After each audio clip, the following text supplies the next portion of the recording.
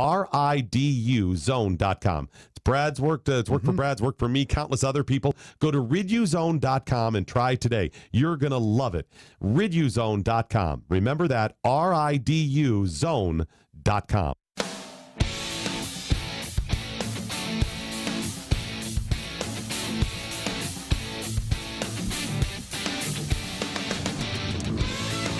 It's Friday. It's Friday. It's Friday. Tomorrow's Saturday. Today's Friday. Sunday, however, is St. Patrick's Day. Thanks for tuning in, Spoony listeners, Spoony viewers. You know what? Damn it. Again, I need to write down minute by minute, second by second, what I need to do every day. Because, again, I did not share the Facebook Live video feed to my page. Again.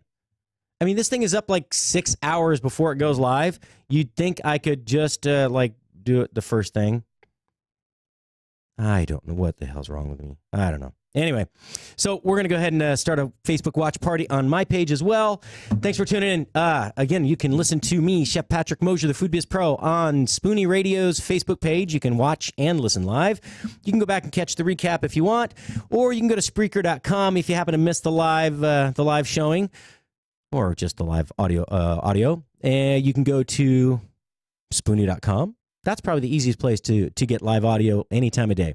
Also, if you happen to have the iHeartRadio app, you can go to iHeart and look for Spoony Radio.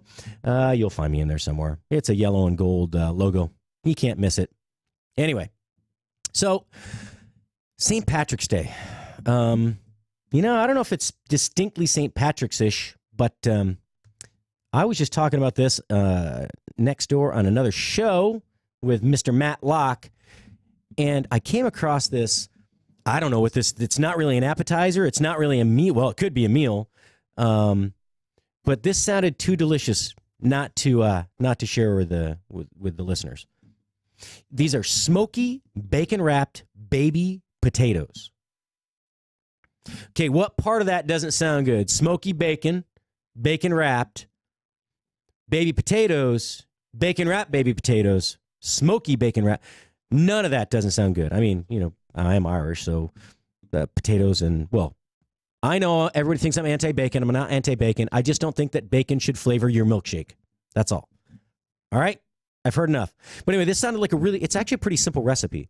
So the ingredients are fairly straightforward, and I don't know. Let me see. I'm going to try and show this to the camera here. This is a really tasty. I'm gonna actually put that up here in a little while, but that is a tasty looking dish right there. Ooh, there we go. Yum. Delicioso.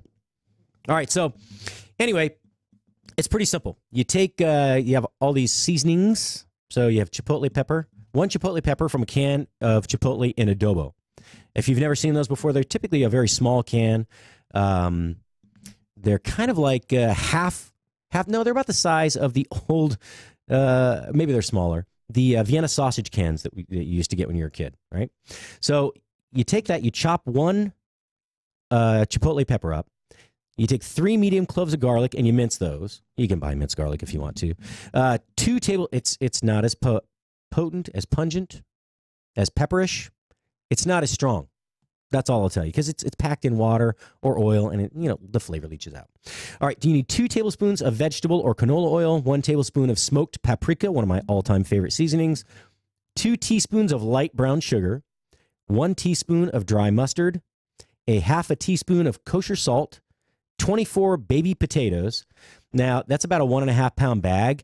And they're talking not new potatoes, right? Not the big ones. We're talking baby potatoes. So these are basically 1 to 2 bites. They're very small, probably 2 bites. All right. 12 strips of bacon cut in half, and cut in half, not lengthwise, right? Cut it into 2 sections, right? And then chopped flat leaf parsley for garnish. You could use curly parsley if you wanted to. It's a different flavor. So basically preheat the oven to 375 and line a baking sheet with aluminum foil. You're going to want one that's rimmed that has an edge on it. You take a large plastic zipper bag and mix together the chipotle pepper, the adobo, the garlic, oil, smoked paprika, the brown sugar, dry mustard, kosher salt. Mix that all together and then add the baby potatoes, seal the bag, and shake it up. Now, this is what, 28, a pound and a half. or 24 potatoes, a pound and a half. You could do this in a gallon-sized bag and probably do it all at once, pretty close to it. You don't have to use a baggie. You can just put them in a bowl and use your hands, or use a you can use just a spatula, a rubber spatula to mix them around. Oh, you know what? I forgot. I'm going to have a caller here in a minute. I need to check and make sure. Okay. All right. Just checking. Mark Conway is going to be calling in today from Puerto Rico. He is down there representing the state. Well, he's down there with the, what is it? The Alabama Coastal Boys, Coaster Boys. He'll tell me exactly. He's down there, though. They have a big culinary competition going on, and Puerto Rico is now going to start participating in the World Food Championships. So could be pretty cool stuff. I can't wait to find out what he is eating, because his room looks pretty damn rad. That's all I can tell you. All right, so back to potatoes, because I'm Irish. I like potatoes. All right, so you could just use a bowl if you want to, stainless steel or a glass mixing bowl. Now, after you've cut the bacon in half, you take a half a strip of bacon and wrap it around each baby potato, and then you secure it with a toothpick. So wrap it around. It'll probably, if they're really tiny potatoes, it'll probably go around almost twice. And looking at the photo example, it's gone around like 1.5 times. So I think they did that for a visual presentation, though. And I'll be honest with you, I can tell you right now, these may have been roasted. Yeah, okay. It almost looks like all right, food photography is trickery. Did you know that? You like my hat?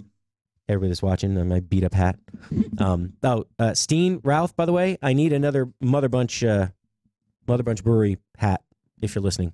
Anyway, it's pure trickery.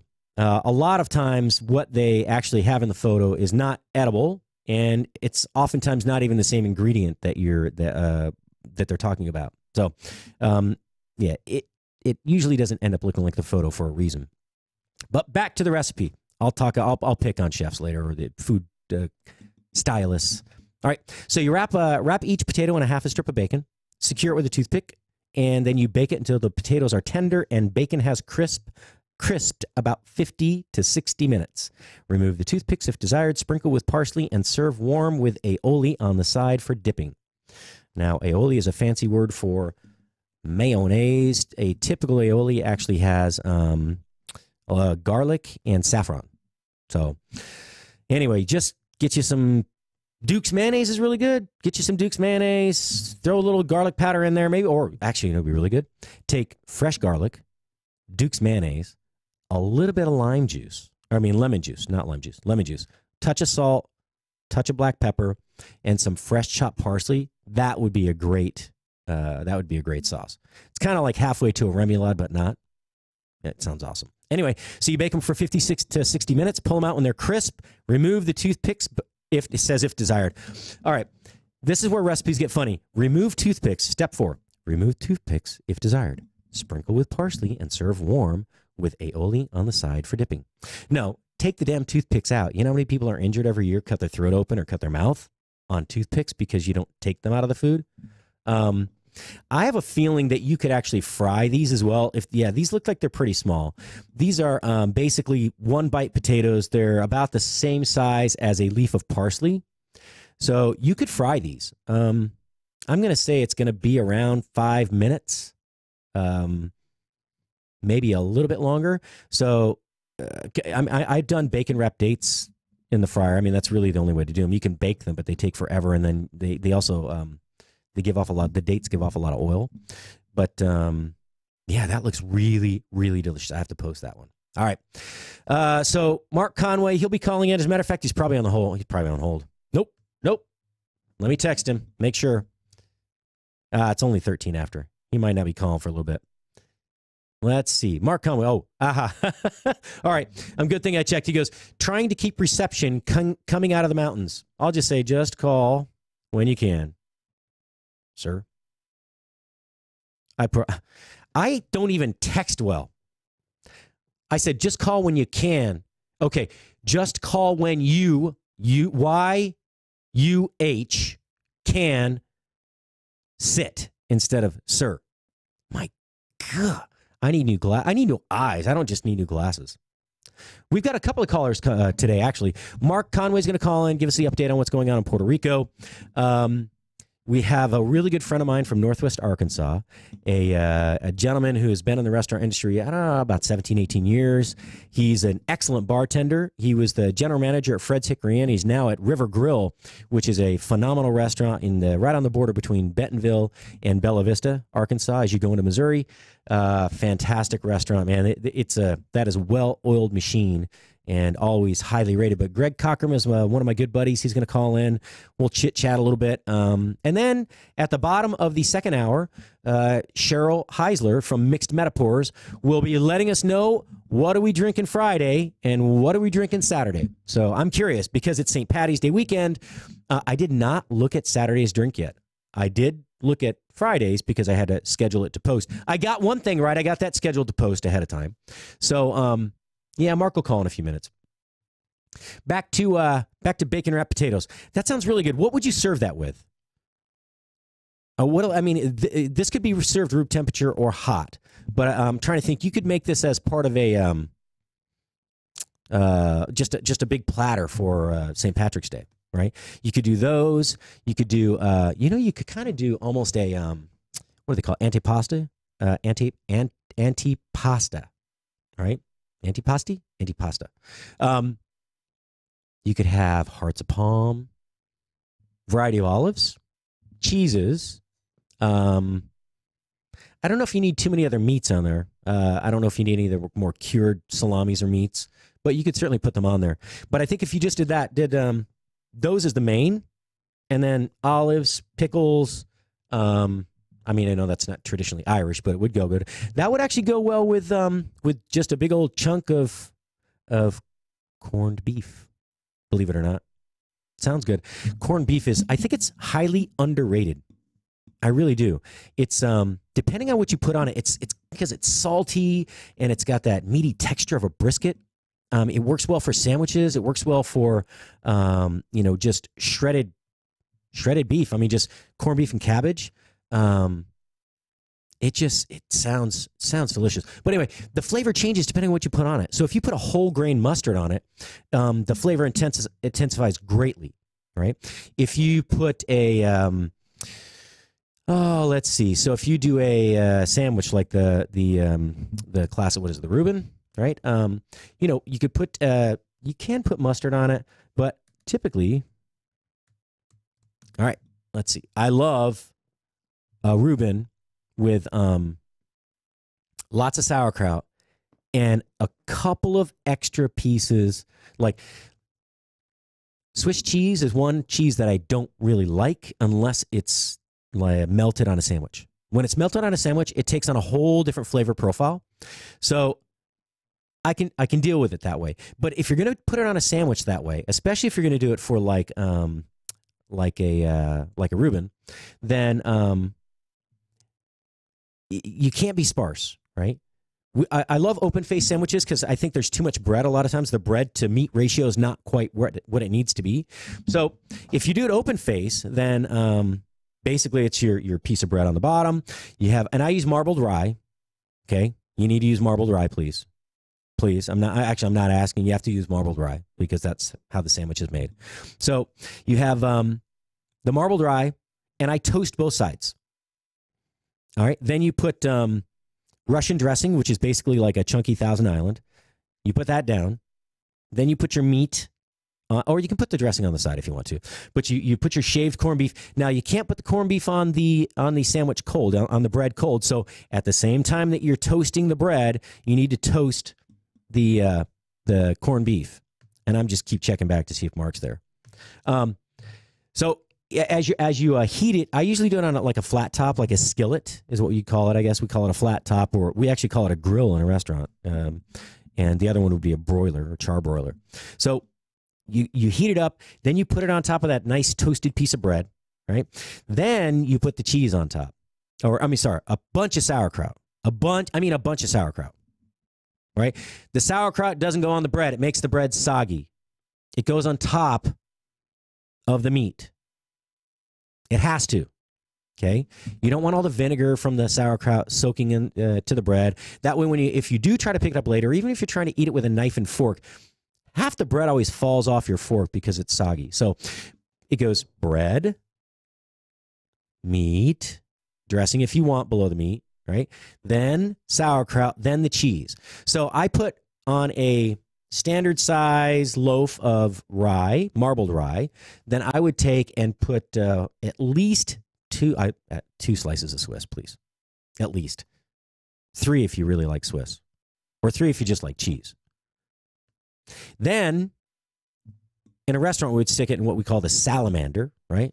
Salamander it's kind of like it's a broiler. It's a very low temperature broiler though. So think about the broiler that you have in your oven at home.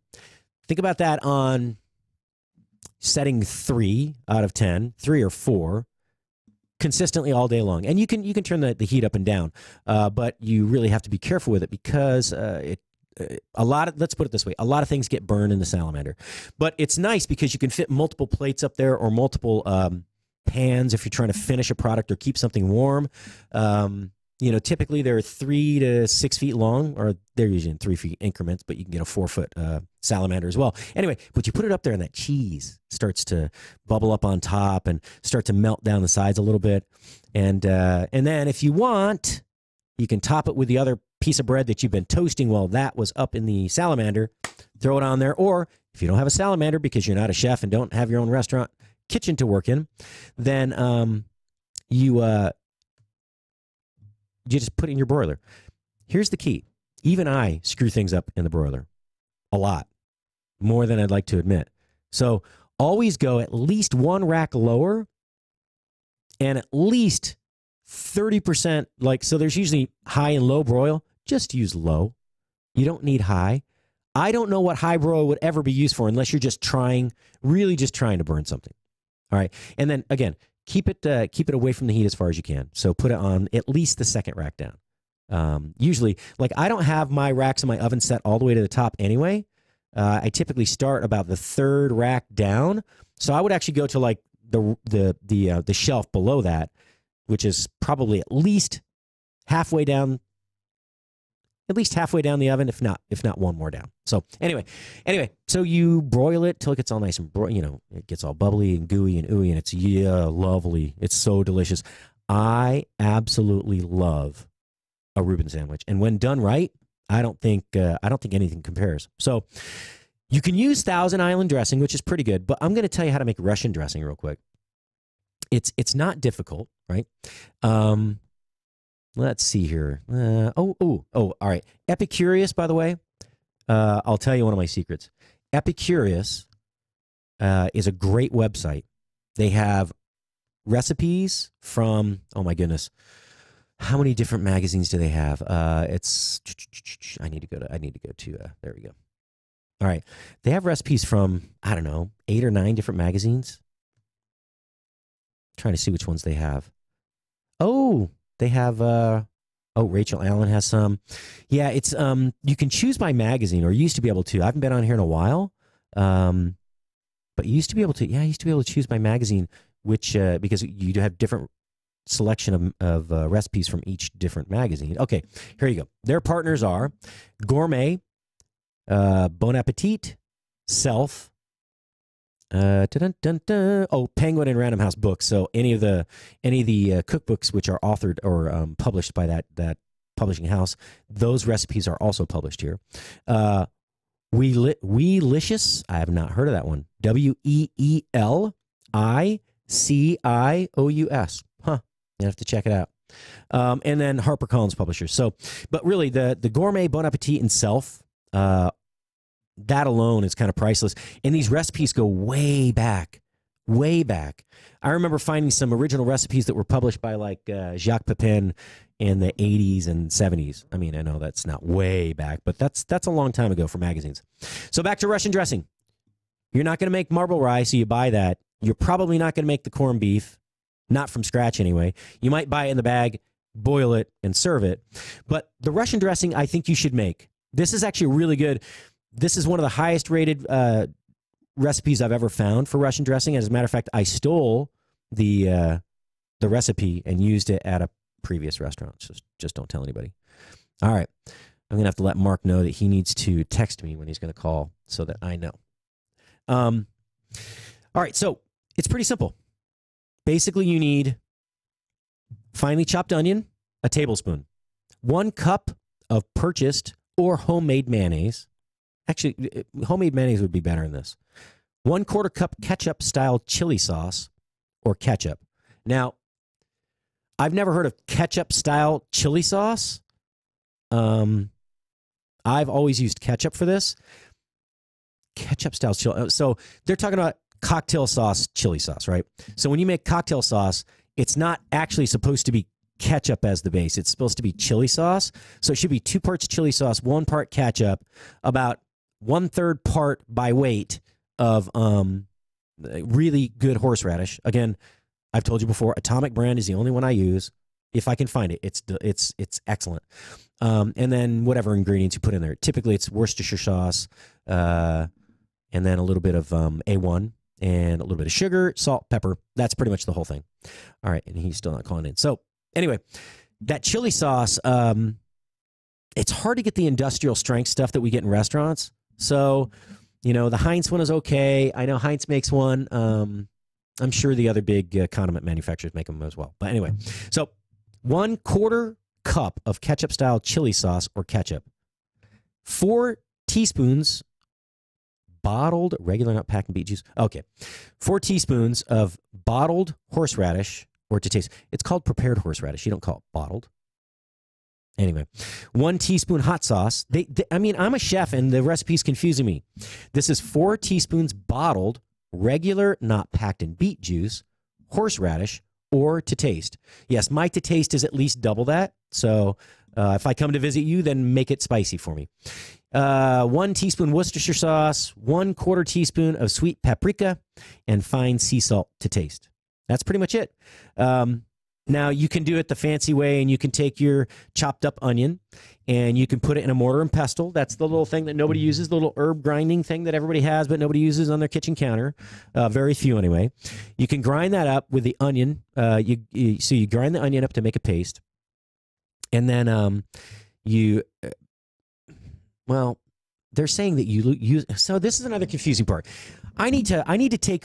My son called me afterwards yesterday. After the show, after he called in, and he said, actually sent me a text, and he said, Dad, I have a great idea of something you could do for a show segment. And I said, what's that? And he said, I'll read it to you later, but basically take a recipe that somebody does on television and then recreate it, but dissect it for the, or maybe even not make it, but just dissect it for the listener. Because a lot of times people see this and they're like, I don't know what that means.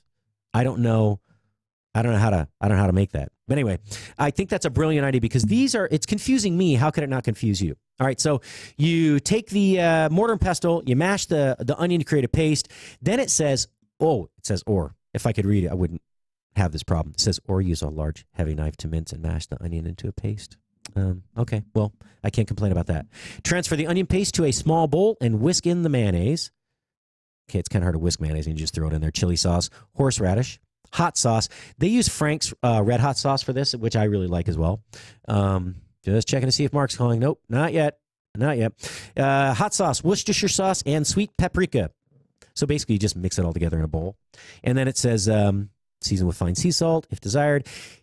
If you do that ahead, it actually lasts for like up to 2 weeks, just because of the acidity of the chili paste, the horseradish, the hot sauce, the Worcestershire sauce, and the salt. So that's going to take out any opportunity for bad stuff to grow in there. Anyway, that is the basic Russian dressing, right? It is Thousand Island without the chunks and a little bit of kick to it. But that's a traditional Russian dressing. Man, I know I do a couple of things every day that I say I need to stop doing. I've given up bitching for Lent, so I really can't complain about it. But one thing I could do better is every day make sure that I share the Facebook post to my own page, right? The live video.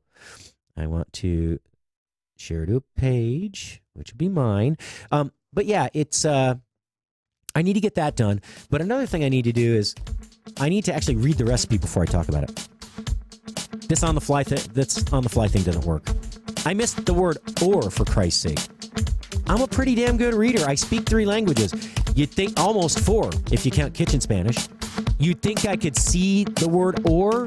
Anyway, hang in there. We'll be right back. 2 minutes. Don't go away.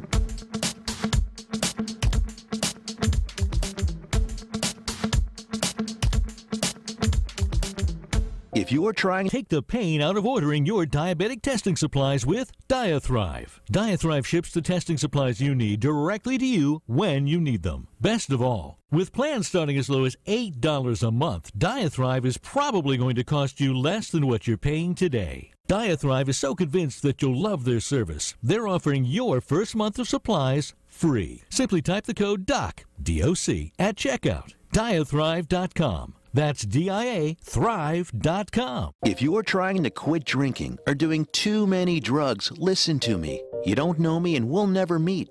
I had a problem like you once. I drank and used to party a little too much till it got out of control and almost ruined my life. I realized I needed help to fix my problem before it totally destroyed me. If you've tried to fix your drinking and drug problem and you know you can't do it alone, you need to call the National Treatment Advisors. They'll immerse you into a 30-day program to replace your old habits with new habits and totally change your life. And if you have PPO private health insurance, the entire program may be covered. Fix your problem right now before it gets any worse. Get clean. Call now and learn more. 800-296-1252.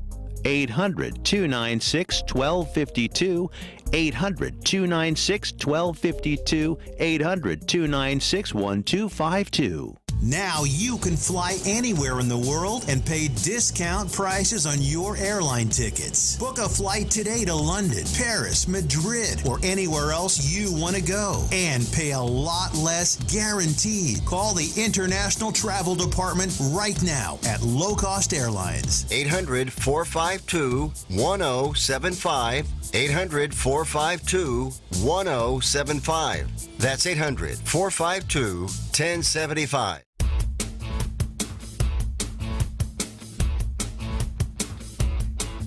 And we're back. So if you heard my voice, thanks for not going away. I appreciate it. I do. Weird start, but anyway, we got through the Reuben. That's all that matters. And, oh, man, you got to stay tuned because I'm telling you, when Greg Cockrum calls in here at the top of the hour, he's going to call in a little after 2 o'clock, like 2:10. He's a fantastic personality. And he's actually my favorite leprechaun. And if you don't know what that means, well, you'll see in a little bit. I'm going to post a photo of him. He dresses up as a leprechaun every year for St. Patrick's Day. Classy guy, one of the hardest working men I've ever met. Just a great guy. Anyway, well, we'll share some interesting battle stories from the restaurant industry, both together and when we're working together and outside of that as well. So. All right, so, yeah, it's Friday. Tune in for food, drink, pre-St. Patty's Day celebration. Chef Mark Conway joins us from Puerto Rico. From Rico. Along with our favorite leprechaun, Greg Cockrum. And don't forget, Cheryl Heiser calling in from Mixed Metaphors. So, if you don't know what to get somebody for a birthday gift, Christmas, or you just have a celebration coming up, you should go to mixedmetaphors.com. Cheryl Heisler is awesome.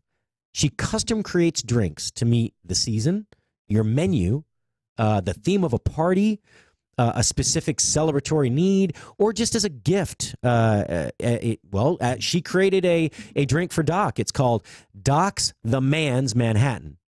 It was awesome. It was a little bit on the bitter side for Manhattan, which was great. I put a ton of extra bitters, actually.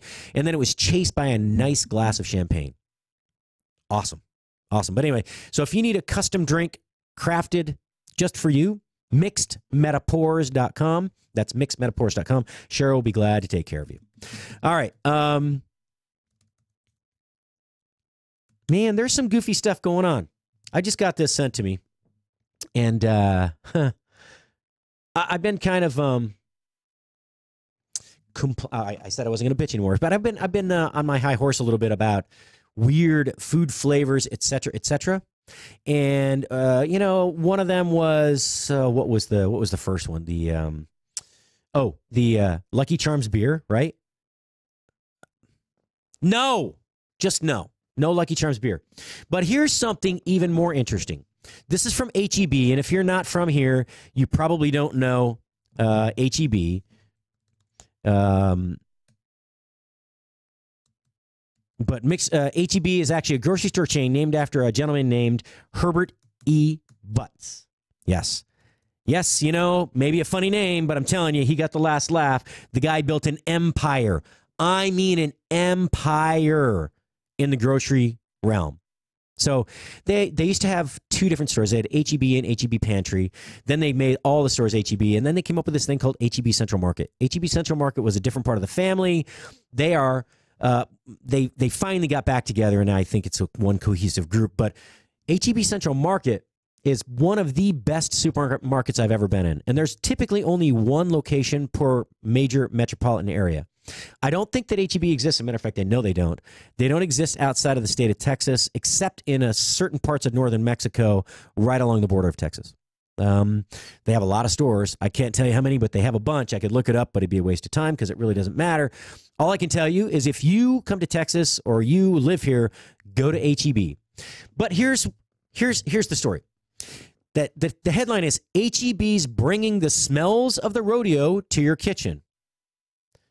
So, oh, look at that. I'm breaking the bench here. HEB is bringing the smells of the rodeo to your kitchen. All right. I'm not sure I want the smells of the rodeo in my kitchen. Matter of fact, I'm pretty sure I don't. Why in the world would I want the smell of the rodeo in my kitchen? Really? So let's dig a little deeper. But basically, for a limited time, HEB brand has limited edition Texas Rodeo dish soaps. Texas Rodeo dish soaps. What the hell are they thinking? Now, I have to tell you, one of them actually sounds pretty good, but I'm not sure about the other two. So the first one is snow cone. Well, I'm not sure snow cones really have an aroma, right? They have a flavor, but I don't think they really have a smell. Now, on occasion, you can kind of smell what flavor it's supposed to be, but not really. So I don't know. And it's blue, so it's supposed to be, it is Texas Rodeo Snow Cone Ultra Concentrated Dishwashing Liquid. But it doesn't tell you what flavor. It's blue, so I'm going to guess it's blue raspberry. I don't know. And where the hell did blue raspberry come from anyway? Who thought of taking raspberry, which is red, and turning it into a blue food dye, and then putting it in a drink like a slushie or whatever you get at Sonic, I guess, is one of the places that has them all the time. Where did that come from? Really? Why would you do that? What's wrong with the pink? I mean, if you took the extract out, it would be like pink, right? What's wrong with that? I mean, the blue doesn't even look natural. It doesn't. You don't want to eat that color. That's not real.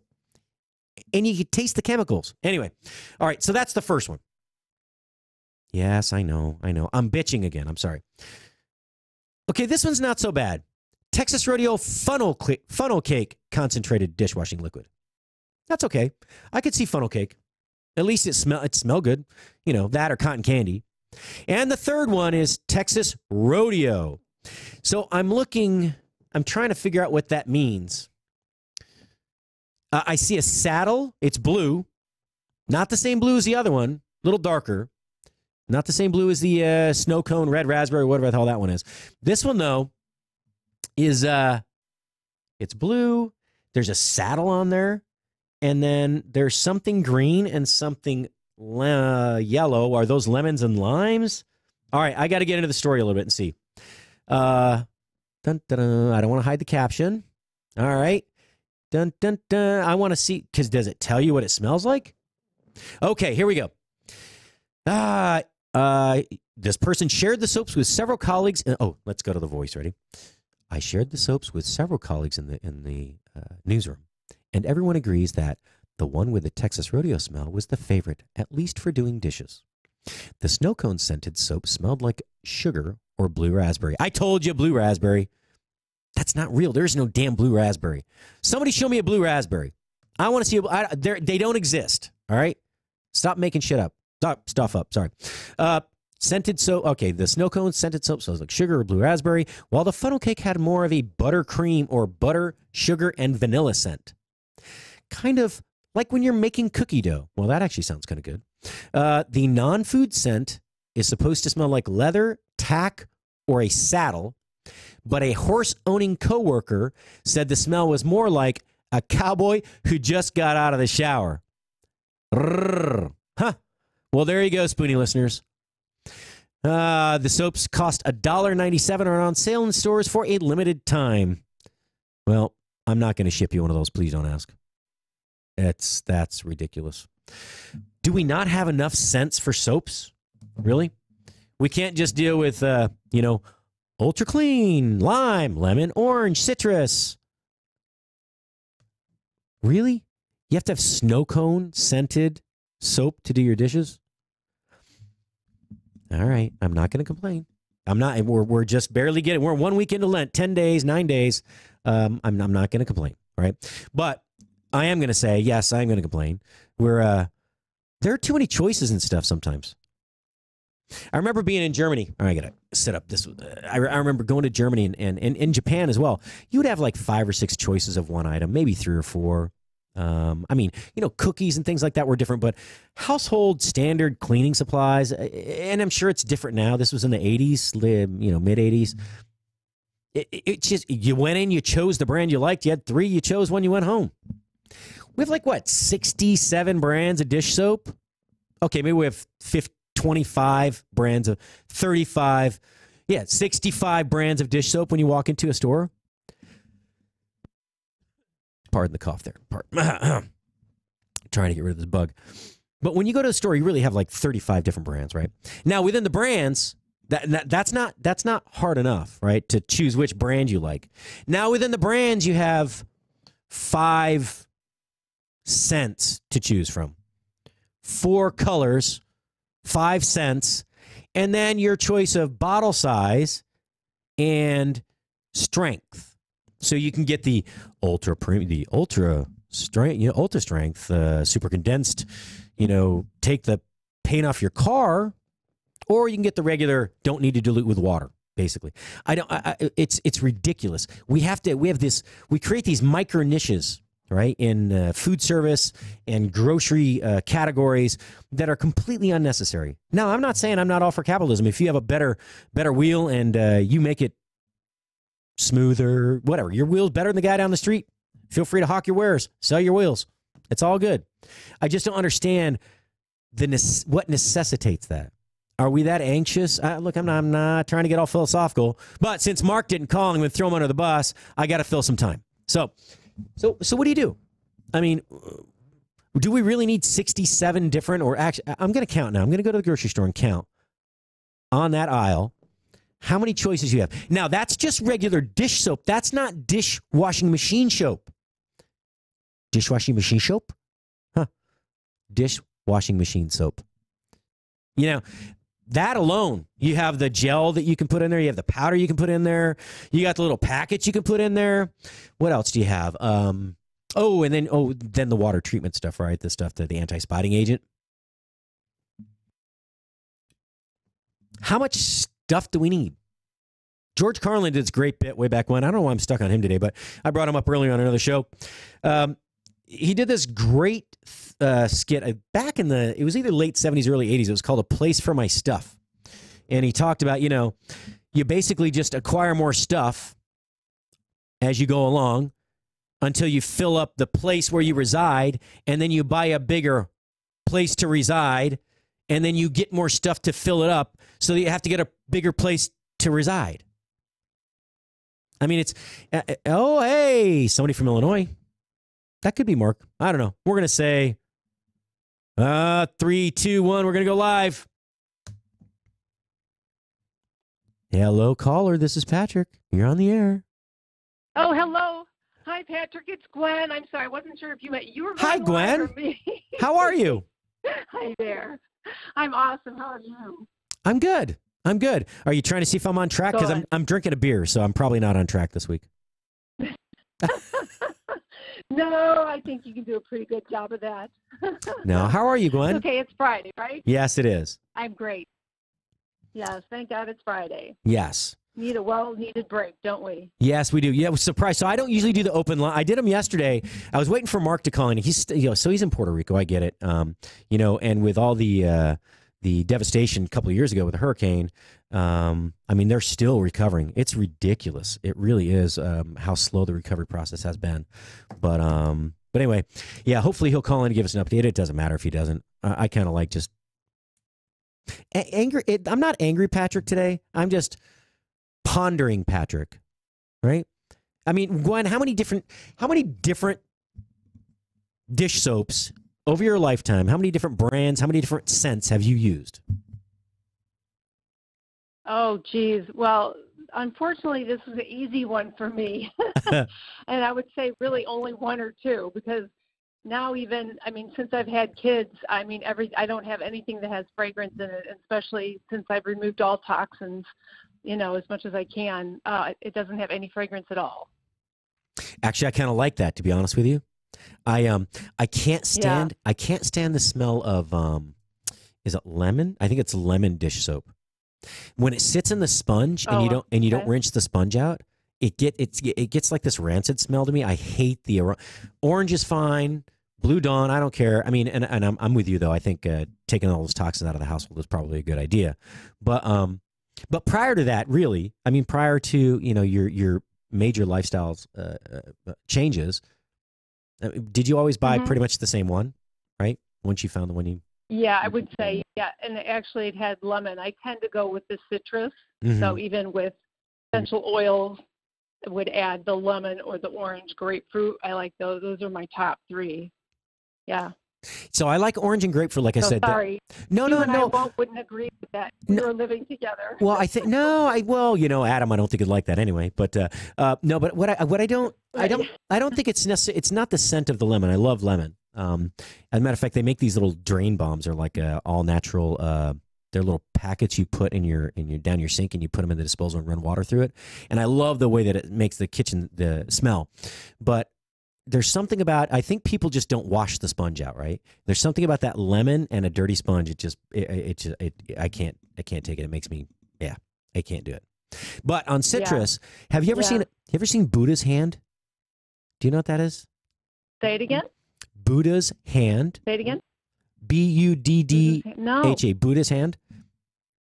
Okay, so no. If you go to a gourmet retail store, Fox and Nobel probably would have had it years ago. They're closed now in Chicago. I'm trying to think of one of the big gourmet retail markets you have there. I don't know the Northwest side that well, but if you go to a retail store, especially one that has a lot of different produce, there's this thing. It's a citrus called a Buddha's hand, and it's not really. You don't really eat it. It's all. It looks like the tentacles of an octopus, right, or a squid. But they shoot straight out. You can look up the image is quite fascinating actually. But what it is, it's all they're about 7 or 8 inches long. They're orangish yellow, and they can have slightly knobby but mostly smooth skin, and it kind of looks like an octopus or a squid, kind of, right, in a general sort of way. Okay. All right, but the aroma? It's all pith inside. There's no fruit inside of it at all. It's all pith, the white pith, and then the fragrant, the aroma of the skin, the actual peel itself, is unbelievable. So you just put that in a bowl for a week or two in your kitchen, and the entire kitchen smells like it's not even.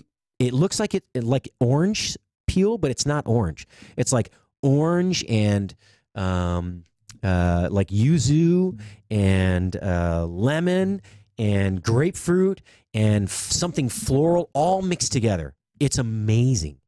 Now, they're not cheap, and you don't cook with them. Sounds like it. Yeah, but they look pretty. They look interesting anyway. They're not really pretty. They look interesting, and they're very cool. They smell delicious. You just want to pick it up and take a bite out of it, but they don't taste very good. By the way, I've done that. I tried.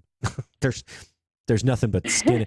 It's just the peel and the pith. There is literally no fruit inside. So what's going on in Chicago? Did it ever warm up? What is it considered?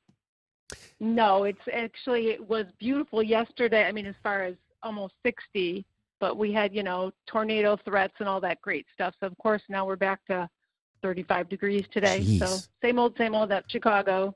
I thought it was going to be a short winter. I thought he didn't go back in his hole this year, did he? Punxsutawney Phil? Was he actually wrong this time? Groundhog Day. Yeah, we'll have to eat. I think so. Yeah, we'll have to eat that one and just get a new one. Yeah, I heard they make for good. Sure. I heard they make good stew. Not really. I don't think so. I don't know. That's not my style. But No, I'm just joking. So I'm very simple. So do you around the household, do you celebrate any sort of St. Patrick's Day stuff? We don't. I mean, I know it sounds so boring, but I really don't drink anymore. Adam's not a big drinker, and the kids aren't really around. So, I know everybody else likes to, and they have such a great time, and the green hair and the necklaces and everything. But it's kind of one of those that we forego in this family. Well, I don't blame you. I don't really go out much on any big drinking holiday. I don't really go out on those days. I mean, I have, and I occasionally do. I just don't like seeing a lot of drunk people out to get drunk. It's kind of senseless. Right. I do want to see I do want to go. I have always said I didn't want to go, but I do want to go to New Orleans and see Mardi Gras on Bourbon Street one time. I would like to see that. You never have with all your travels and food? I know. I've only been in New Orleans one. That you have to do. I've only been in New Orleans one time. One time. Wow. That was it. Yep. So I did it when I was 26, just before I decided to get pregnant with my first child, and I went with my best friend. And oh my gosh, I was drunk the whole time, and I'm not a big drinker. I collected plenty of beads. Adam, are you listening? Adam, I'm telling. Adam. Yeah, he's like, go ahead, Gwen. Can we cash him in now? Are they worth anything? That's right. Oh, he's so funny. 30 years later. What's Adam's favorite meal? Boy, he's pretty simple. I make a chicken piccata that he really likes. Mm-hmm. I don't cook much fancy, these days, but he likes. I have a chicken brioni, a chicken piccata. I would say those right now are his favorites. Yeah. I like anything piccata. I like that kind of tangy lemon, the lemon sauce with capers and a little garlic and stuff in there. White wine. Oh, that's one of my favorites. Yep. I'd like to say, be able to say that I would never eat veal piccata, but I've eaten it plenty and it's really tasty. I know it's not a nice thing to say, but it's so yummy. If God didn't want to see, people like veal. I know. I'll be honest with you. I do have a heart. I think about how they're raised, and it's like foie gras. I have my druthers. Right. I really, as a chef, love to use it, but I do have a heart. Hey, who was it that said that? If you're not a liberal when you're 18, you don't have a heart, and if you're not a conservative by the time when you're 40, you don't have a brain. And that was like Winston Churchill, I think. And I'm not talking politics. I just remember. Probably was him. Yeah, I believe it was. Right. It's a great quote. Yeah, he's a he was a very interesting man. He coined a lot of quotes, actually, a lot of phrases. But what's your favorite? He's that's how I end all my videos and whatnot. Is one of his quotes. So success is not final, failure's not fatal. What matters is the courage to continue. For me, that's so apropos. So love that one. I love it. Winston That's Churchill. awesome. So have you thought of a name for your Facebook Live videos every day? I knew you were going to ask that. I'm relentless. No, I have not, and I haven't. I've been told I've been told I'm relentless, and I'm sorry. And it's funny because as absent-minded as I may seem to be with names and things like that, I actually have a very good grasp of pretty much every detail that goes on around me every day. And if I I just let a lot of stuff slide. But I really think if we do that, I mean, it seems to be getting good traction. I saw a couple of boosted posts that did really, really well. I've been trying to share them to my Facebook page as well. I know Maria's an avid follower, and she shares every post that you put out there. So hopefully you're seeing some growth. Is this Marie Daniel yes. you're talking about? Yep. She and all the other Spoony listeners. I've seen a lot of shares lately, which I think is awesome. It sure is. Yep, that's how it's supposed to work. It is. I shut Facebook down the other day too. I said if I didn't get 1,000 views, I was going to boycott. I didn't really mean to shut Facebook down. I just meant I was going to come to the show, but I guess I didn't understand my own strength. So, let everybody be warned. I'm going to look and see how many views do I have now? Not enough. 3 shares. Not a lot of comments. Although, thanks for the comments, everyone. I appreciate that. Yep, I'm telling you, I'm going to shut Facebook down again. Not over. I know, I'm not worried about it. We're growing slow. This is we knew Spoony was going to grow slow. We did. It's been it's untried. No one's ever done 24-hour food talk radio. Oh, on that note, actually, Randy White called in. I don't know if you watched the show with us last week, but he was on the air with me the whole 2 hours. And Randy's actually decided to his launch date. So he's like, hey, do you have a Monday or Tuesday, 11 a.m. Central open next? And I'm like, heck yeah. So he'll be launching probably next week at 11 a.m. Central, Monday or Tuesday. I'm not sure. Well, I'll figure that out off the air today after the show, and I'll post it up on Facebook. But it's good. We're starting to fill all the hours in the day. Close anyway. We have That's awesome. It is. It's getting fun. Yeah. It's a lot less stress for me now in that sense. Now I just have to be sure I'm on top of creating content. Anyway. Right. Yeah. It's never ending. Well, right. That's why you called. I know you're my savior today. She's like, Patrick seems to be struggling. I'm really, really not feeling well. I mean, I had to go. I don't go to the doctor very frequently. I should go more often. As a matter of fact, I have to have my I need to go get one sort of oscopy or another. Let's just put it that way. And fun. Yeah. Well, one thing I don't have to get. Can you believe it? I don't have to do that with all my scans and whatnot. That's one thing I know. It's like, okay.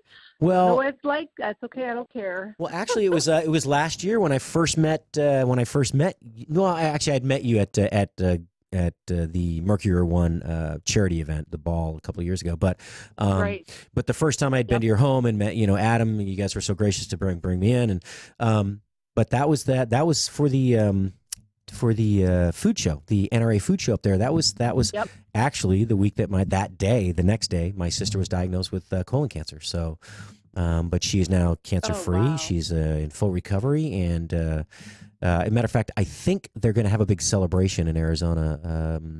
Is it this week? Next week? I need to call them. I need to call and find out. I obviously am not going. Oh, that's awesome. Yeah. So right. But yes, she's been hounding me ever since then. Have you gotten it? Have you got a colonoscopy? To go get the test. Oh, you got to go do that. I got to go do. I know. I will. Yeah. I will make it right away. As a matter of fact, I missed my eye appointment yesterday. Or no, Thursday. Yesterday. Well, I was. I actually took all my medications on Wednesday, and I slept really hard. I didn't sleep well overnight, but in the morning I was just out. And then things got busy, and we had the 2-hour show that we produced for Dr. Ken. Did you see Dr. Ken's show yesterday? Ken Brown? Is he with the Gut Health? Yes, the Gut Check Project. Yeah. Oh my God, that's what I was going to tell you. I love that. Oh my gosh. It's like such the nerd in me, but I love that stuff. I love listening about that. Well, he's awesome. He's a very interesting guy. He, as a matter of fact, I don't know where my box went, but Atron Teal, he's the one that developed that product. And so if you have a change in bowel habits, bloating, a little more gaseous than usual. Look, I'm 51. I admit I changed my diet. My whole digestive system changes. Or even if you have sensitivity to certain foods, certain things like gluten, so on and so forth. Maybe you have Crohn's. Try it. I'm telling you. I can't say it's supposed to work for that, but in Canada, he had to put it on the bottle. Let's just say that. So try it. Atrantil, it's lovemytummy.com, lovemytummy.com. Dr. Ken Brown is an amazing, gastroenterologist and one of the foremost experts in the field. He actually has a CBD product that just came out. They're going to start the marketing push next week. I'm going to start taking that tonight so I can get some rest. But, well, Gwen, I'm going to give you the last minute. What are you doing this weekend? Who do you want to give a shout out to?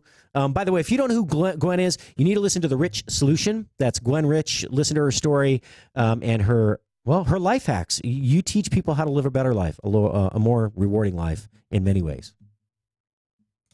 Exactly. It's definitely more enhanced and rewarding, certainly if you have a higher quality of life. So, yeah, well, I'm excited. Tomorrow is the big day, to have another live session with the members of the Doc Thompson Healthy Lifestyle Challenge. And so that's always really nice. We're going to be talking about mental attitude and how important that is. And what time is that for us? Underestimate. What? Yes. Well, okay, I'm going to make sure we do this correctly. So it's 2 p.m. It's Central Standard Time. All right. 2 p.m. Central Standard Time. Okay. So that's our time zone. I can remember that. Solution on Facebook. Awesome. Yep. Thank you, Gwen. Hey, thanks for calling in. I appreciate hearing. Tell Adam I said hi. Give him a big hug from me. Anything else is from you. I'll talk to you later. Have a good weekend. Thanks. Bye-bye. Bye.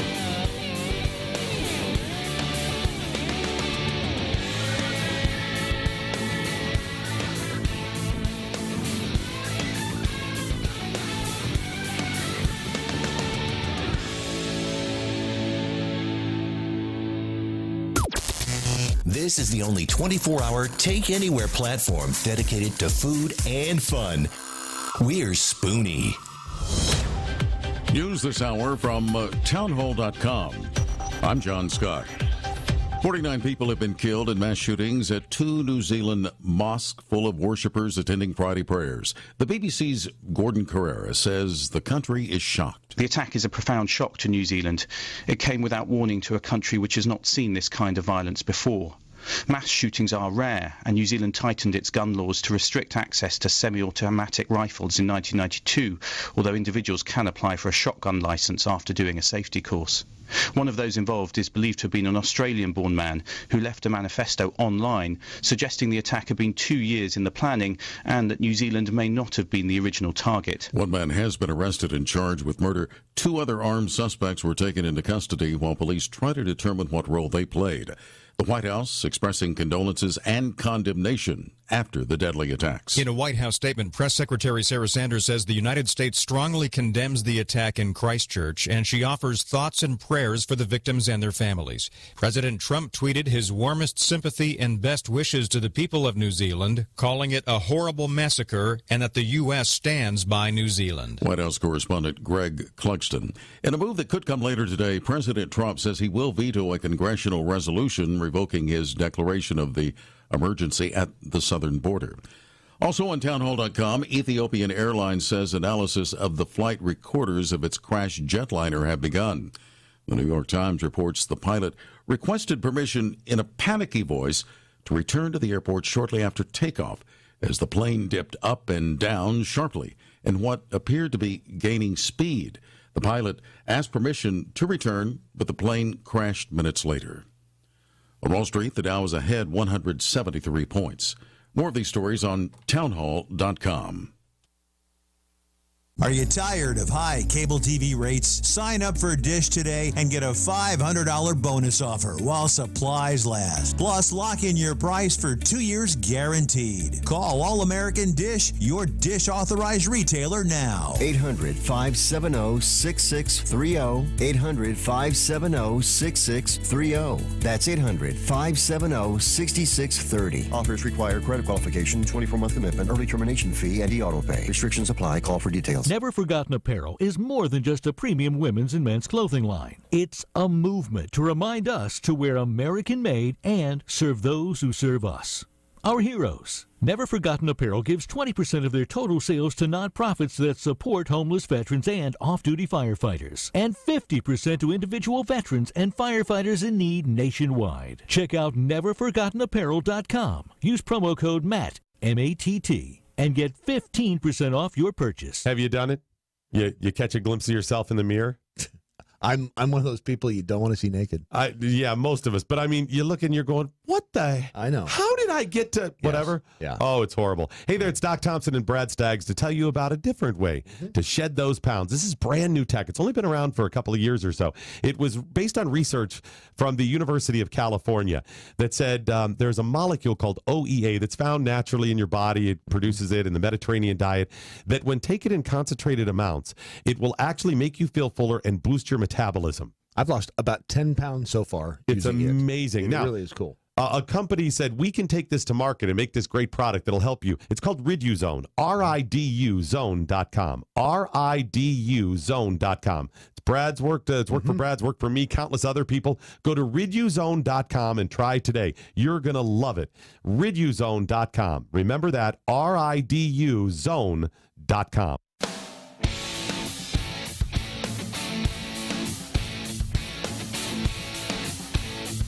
Dan, thanks for hanging into the break there. Hey, I got a real quick call from Virginia. Mark Conway's calling in. Mark, go, buddy. It's all you. Don't worry about it. I'm good, man. How you doing, brother? I'm good. How is how is beautiful Puerto Rico? Man, I'm still here, and it is absolutely amazing. All right, so for those of you who don't know, it's beautiful, isn't it? Oh my God, yes. So Mark Conway's the host of Family Meal. He airs daily here on Spoony Radio. You're at the noon time slot, 1 o'clock Eastern. Is it? I think so, right? Yep. All right. So right before my show launches. So tell us a little bit about what you're doing down there. I know you're down there with the Bama boys, but the Alabama Coastal, right? Or coasting. And what are you guys doing down there? What is the hullabaloo about? Because it's not St. Patty's Day. Well, it is not St. Patty's Day. I'll make up for that when I get back.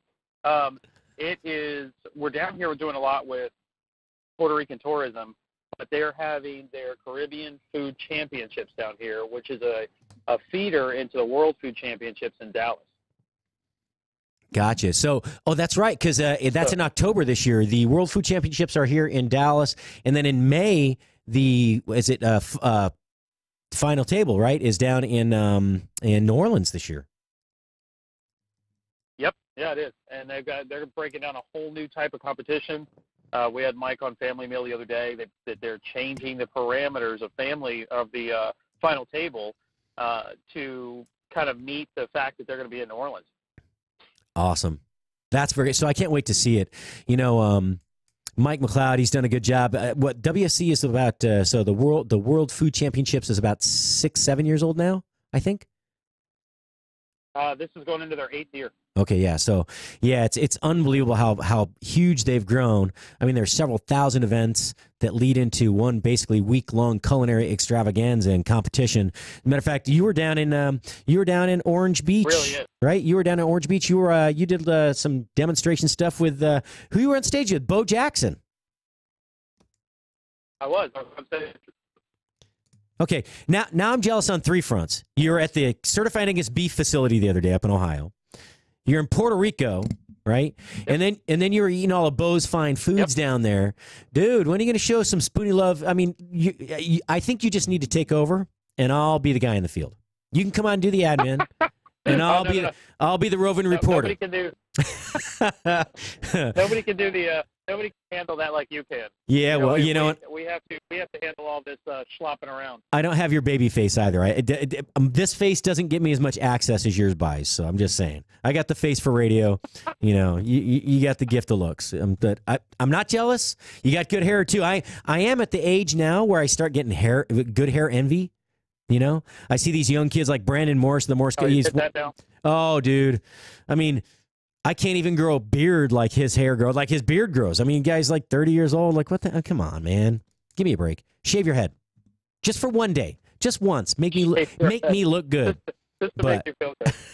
No, so how long are you going to be down there? You're down there a couple more days, 3 more days? Yeah, we're down here I'll get back home midnight on Monday. Wow, okay. So we're going to hit up some of the farmers markets, the local food. I mean, the local food here is absolutely second to none. And then we're going to be covering the championships all weekend.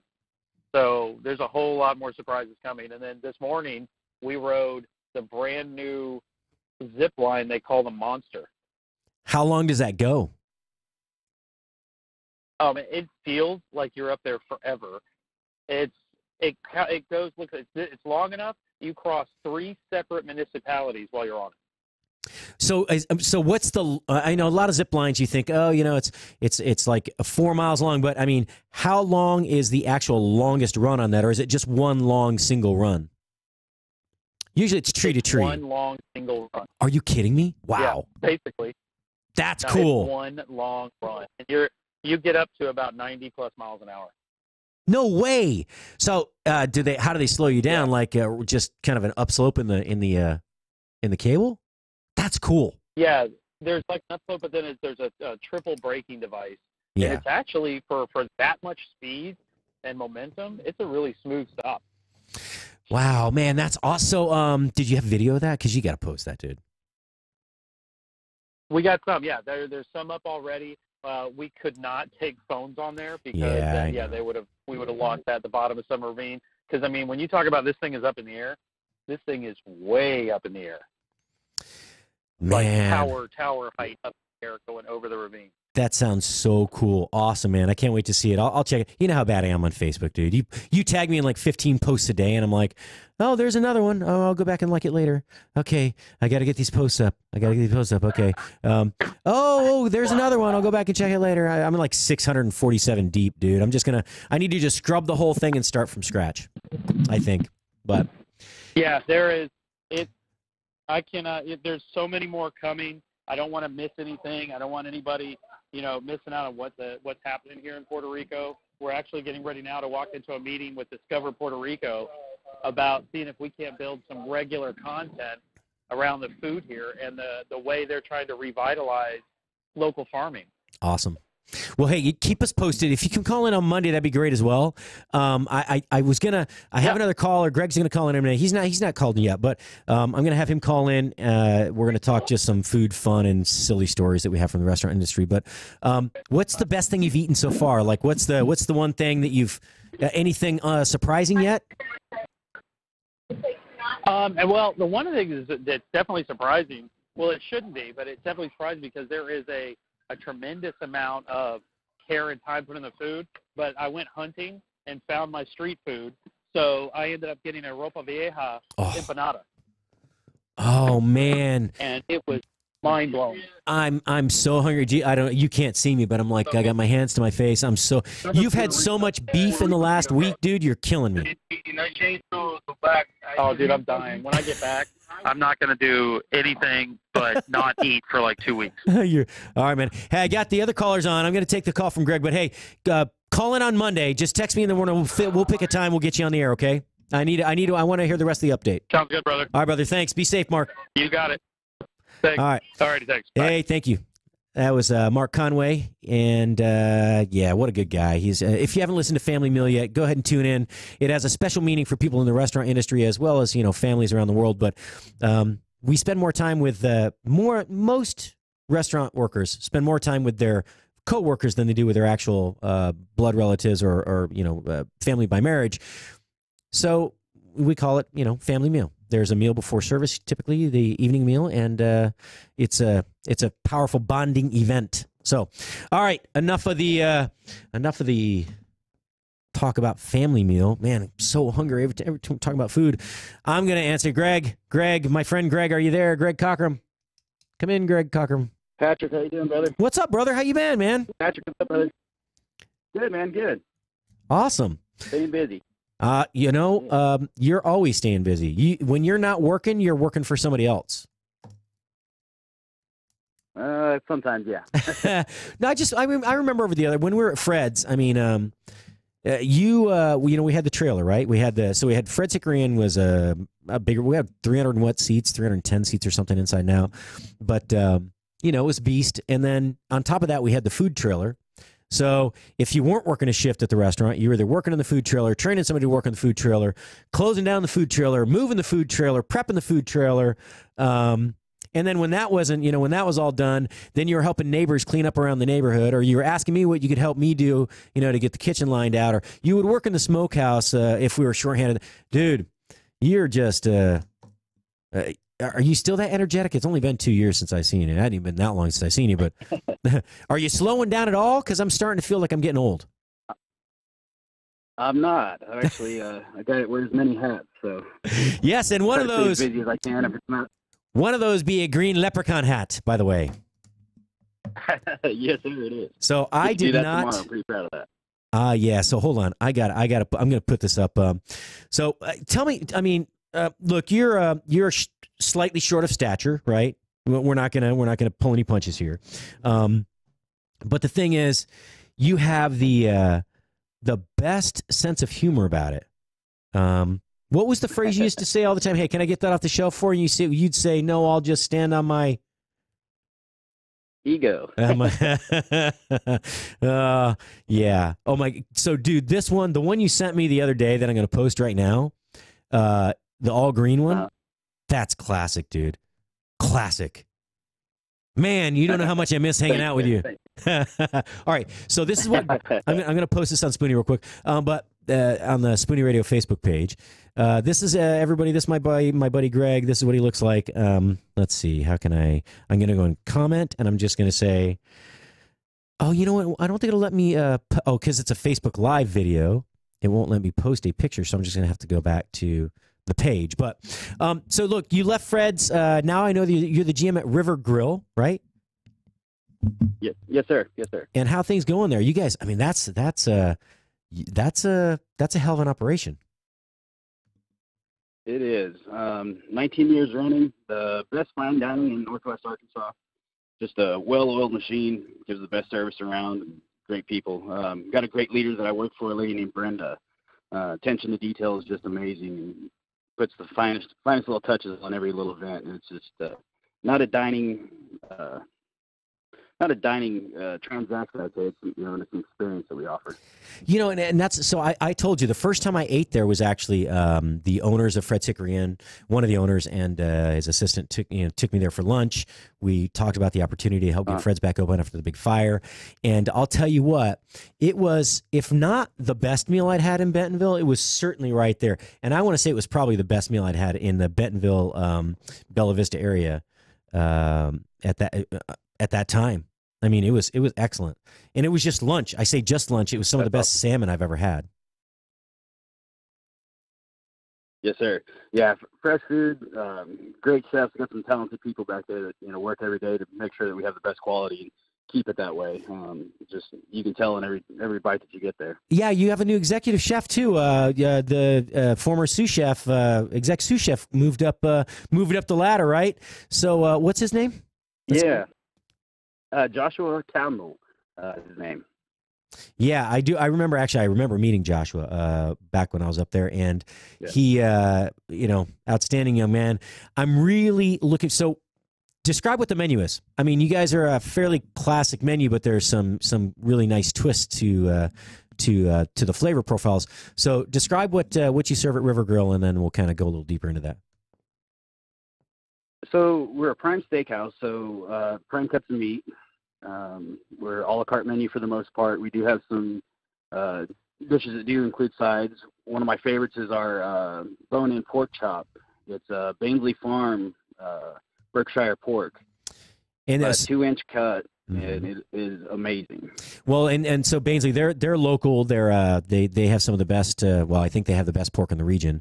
I forgot her first name, but she's very sweet. She used to come around to all the restaurants. Carol. And Carol, that's right.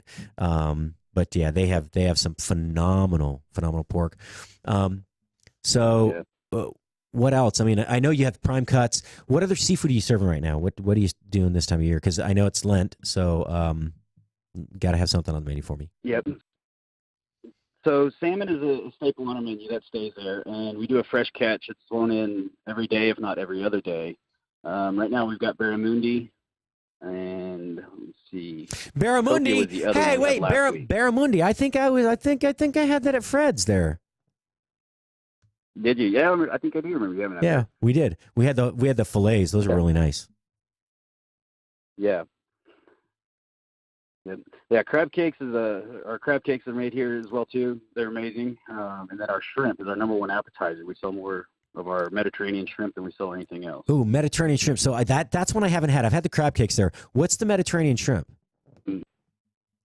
So the Mediterranean shrimp is going to be just a grilled shrimp topped with a chili oil, and then he's got a soy ginger glaze that goes over the top of it as well. It sets on top of a cabbage and jalapeno slaw. That sounds pretty damn delicious. It is. You know, it's funny. The Lucky Charms song just went through my head. Magically delicious. And just as that went through my head, so I'm going to tag you in this post. It finally let me post it. I don't know what the hell's going on, but I'm going to tag you on my page, and I'll send it back over to Spoony. But yeah, dude, you're a class act. I'm telling you. You helped me through some tough times up there. I'm telling you, without you, I don't think we ever would have kept that ship upright and moving forward. But so what's going on up there with the food scene? I mean, I heard some of the great restaurants I wanted to try never got a chance to, like Mod closed, right? Mod Foods. I mean, that was supposed to be quite a gastronomic experience, right? Yeah. Did you ever eat there? It was sad to see them go. I did. I've been there a couple times. Amazing food too. I think he was kind of going for a Michelin star with his style. But sad to see it go. But say that too. It seems like one opens every week or every other week here too. So that's the crazy thing up there, right? You have I just posted the picture. So if you go to the Facebook Live on my page on Patrick Mosher on Facebook, I'll show this to Spoony in a second. It shows Greg's in his leprechaun outfit there for St. Patty's Day. But I mean, he's chef. The chef was he's the corporate chef for Tyson, right? I mean, not the chef de cuisine, but the executive chef who came up with the concept and helped develop the menu and put the funding together and did all the fun stuff that nobody else wants to do, basically. Yeah, he's a super talented guy. I think another thing that was hard for them too. The rent in that area is pretty high to meet too. Well, we'll have to call up the ropestring group and say, "Hey, man, you can't just give yourselves a break." I'm joking. So yeah, it's so just to describe Bentonville, and I know I talk about it a lot on the air. Actually, I talk about Bentonville more than I talk about any place else. If for as short a time as I spent there, 2 years. Bentonville's kind of like Mayberry on steroids. With they're about 50,000 people maybe in Bentonville, 45, 50,000. Yeah, roughly around there. Okay, and what do you think? Rogers is pretty much the same, somewhere maybe a little more, a little less, I don't know. So, and then you have Bella Vista is probably getting close to that, but probably 30,000. So you have these three towns basically that cover a 7-mile span along the highway that are all kind of one big town. But it's funny because everyone is very distinctive. It's like Fort Worth and Dallas. They are not the same. You live in Bella Vista, or you live in Bentonville, or you live in Rogers. You don't live in Bella Vista Rogers, right? Or it's not one town. Yes, yeah. But so what else is going on up there? What surprised me is how many restaurants open for that small of a permanent clientele base on a daily, not a daily, but a monthly and annual basis. I mean, something like 20 restaurants opened last year in the Bentonville Rogers area. More than that, I think it was 60. Sounds about right. I mean, and that's the sad part. It's good to have all these restaurants. It breeds competitiveness. You've got to be good if you want to stick around, but it's hard for the hiring pool. This is probably the hardest demographic I've ever worked in, to hire people, good people that'll stick around for you. Well, and your cousin runs a very successful franchise there. Can we say who it is? I'm sure. Yeah, he wouldn't mind. Yeah, so he runs so it's Mark Hufford. Mark Hufford, he runs the Chick-fil-A on Walton. Yeah, he's the proprietor the busiest there. Restaurant in the area. Yeah, busiest restaurant in the area, and he's closed on Sunday. He does millions more than any other restaurant, and he's closed one day a week. Yeah, it's crazy. So we look at to determine how busy a restaurant is up there. We look at the tax. Yeah, basically what their tax submittal was, and every single quarter he's number one. Every quarter, but even he struggles. I mean, and we're talking. This is not the highest level labor. Now they're looking for attitude over aptitude. At Chick-fil-A, but he struggles even in trying to keep that place staffed. The labor pool is so shallow And nobody's going to drive from Fayetteville 40 miles to work in Bentonville, right? When it's a college town already there, they can just work in their own town and not have to commute. But are things getting any better? Because it was really hard when I was there. It was tough.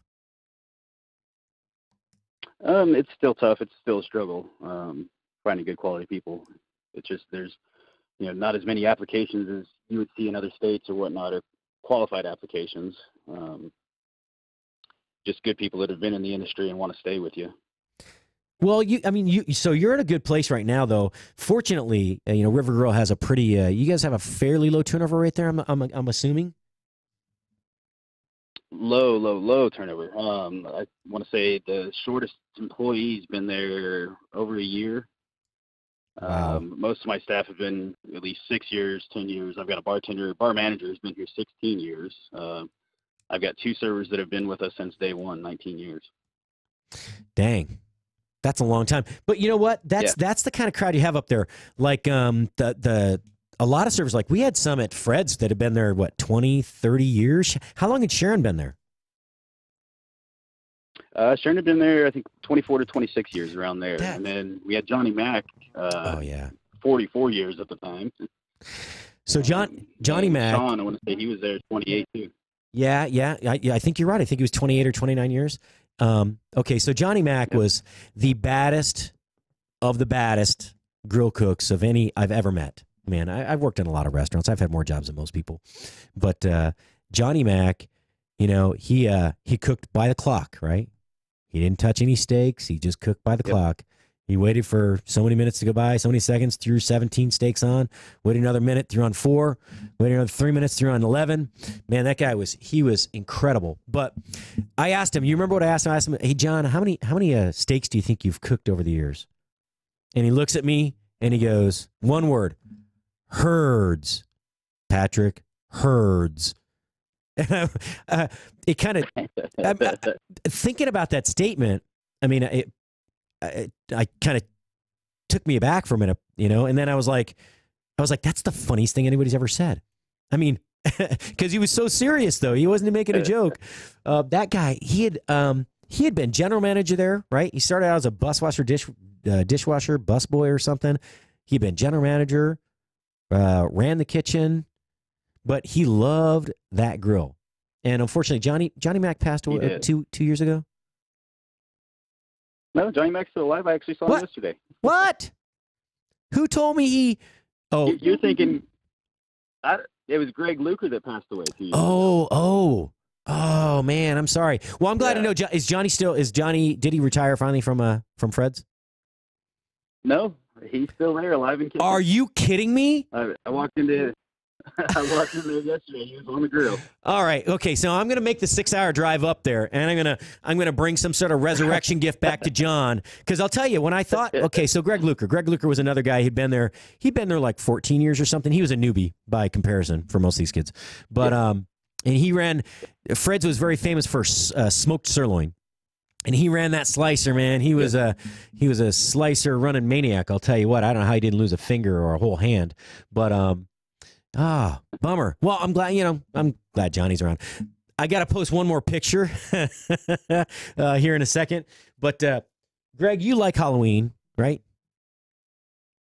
Yes, sir. Love it. I mean, yeah, you really like Halloween, right? I mean, not the spooky sort of Halloween. You just like the act of dressing up, obviously. And I do. Yeah. So there's another picture. This is great because Johnny Mac's alive. So he dresses up like Johnny Mac. Johnny Mac wears glasses, bald head. Greg, you actually shaved your head, didn't you, and bought a pair of glasses to wear? I did. Yeah. It's awesome. It's an awesome picture. I wish I had been there, Fred's. Hey, can you hang over for just a minute? I wanna. You can run if I know you got to be at work in like a half an hour. You're welcome to go, but if you can stay over, I have a Cheryl Heisler from Mixed Metaphors. She's a mixologist out of Chicago who custom designs drinks. And every Friday, we post what are we drinking Friday. There's a drink for Friday, and then what are we drinking Saturday. There's a drink for Saturday. But if you want to hang out, you're welcome to. You can chat back and forth. If you got to run, I understand. It's up to you. You want to stay to the other side? I'll stick around. Cool. Yeah, cool. I'll stick around for you. All right, we got about a minute left. So as far as the restaurants that have opened up, like River Grill's great. It's always going to be great. You guys have a rock solid staff. But any other new? We got about 30 seconds. Any other new locations up there people should be aware of if they're traveling up that way and want to go see Crystal Bridges Museum of American Art? Rope Swing has opened a new concept called the Hauler. Kind of a fun game room with shuffleboard, bar, full restaurant. Kind of cool because they have an app that you can order from, so you can download their app, order from that. They'll call your number when the food's ready. You walk up and get it. They've also got kiosks in there available as well too. Well, kind of a neat concept, but cool little hangout, Eddie. Well, we'll talk a little bit more about that on the other side of the break here. So it's just hang tight. It's a 2-minute break. Hey, folks, hold on the line. Don't go away. I got Greg Cockrum on the phone with us out of Northwest Arkansas. He's the GM at River Grill. And Cheryl Heiser calling in just a minute with Mixed Metaphors. What are we drinking Friday? Stay tight.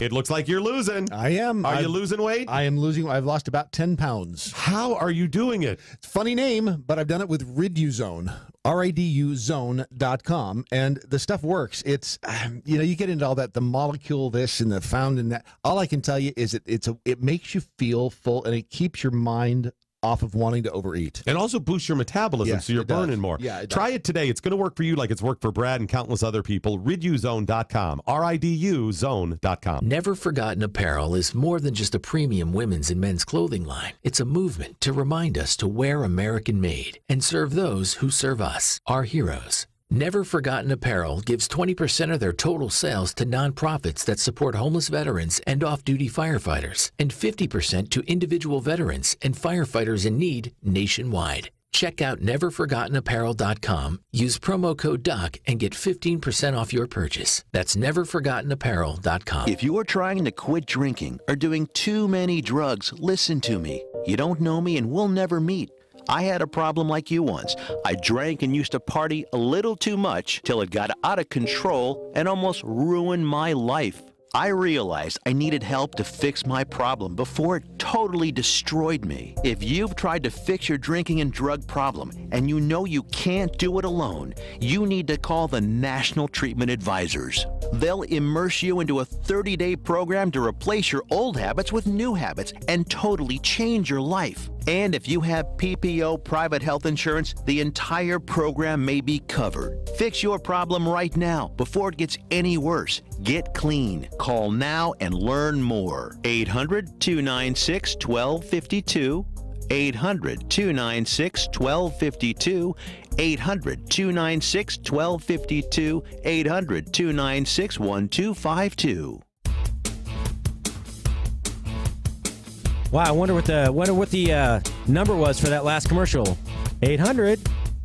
Oh, hey, Chef Patrick Mosher, the Food Biz Pro, back for the last segment of the week. It is Friday. 2 short sleeps until St. Patrick's Day. All right, I think I got a couple of people muted here. Hold on, I'm trying to get this. This here photo of Gregory Cochran, my buddy up there, dressed like Johnny Mac. I gotta put that up, dude. It's the funniest thing ever. Okay, done. All right, posted. Let me go ahead and unmute the call here. Greg, I'm going to unmute you and then just hang tight for 1 second. We got you. And Cheryl, are you there? Hey, Chef. Happy 2 days before St. Patrick's Day. Thank you. How are you? Freezing? I'm great. All is good. It's very green and zen around here. At least around my bar, it's very green and zen. Well, that's good to know. I mean, it is spring has almost sprung. Spring has sprung here in the DFW Metroplex. There's a big poplar tree out on the other side of the Mojo River, and just outside. I can go out. There's a little platform with a basically emergency escape route, and it's in full bloom. Let me tell you, every time I go out there, I can barely breathe. There's one just to the right, 50 feet away, and there's one just to the left, 50 feet away. So, yes, it's green. Wow. But almost all the snow is melted away. We replaced it yesterday with golf ball size hail, but Oh, geez. Not quite the same here in Chi-Town. Rub it in, rub it in. Oh, my goodness. Well, hey, I have a very good friend of mine. He's a general manager at a place up in Northwest Arkansas. His name's Greg Cochran. He's on the phone with us. Greg, you want to say hi? This is Cheryl. Cheryl, Greg, Cheryl. Hi, Greg. Hi, Cheryl. How you doing? I'm great. How are you? You having spring where you're at? Yes. It's kind of bipolar weather out here. Well, it like spring's coming around. It is Arkansas. Just saying. Yes, sir. No, man, Arkansas is that's one of the most beautiful places I ever lived. So, Greg, you were a long-term bartender, right? Yes, sir. Yep. Ooh, we got stuff to talk about, Greg. Yes, you do. I thought it might be a good intro. Well, actually, and your wife, Sarah's a great bartender as well. She's been mixing.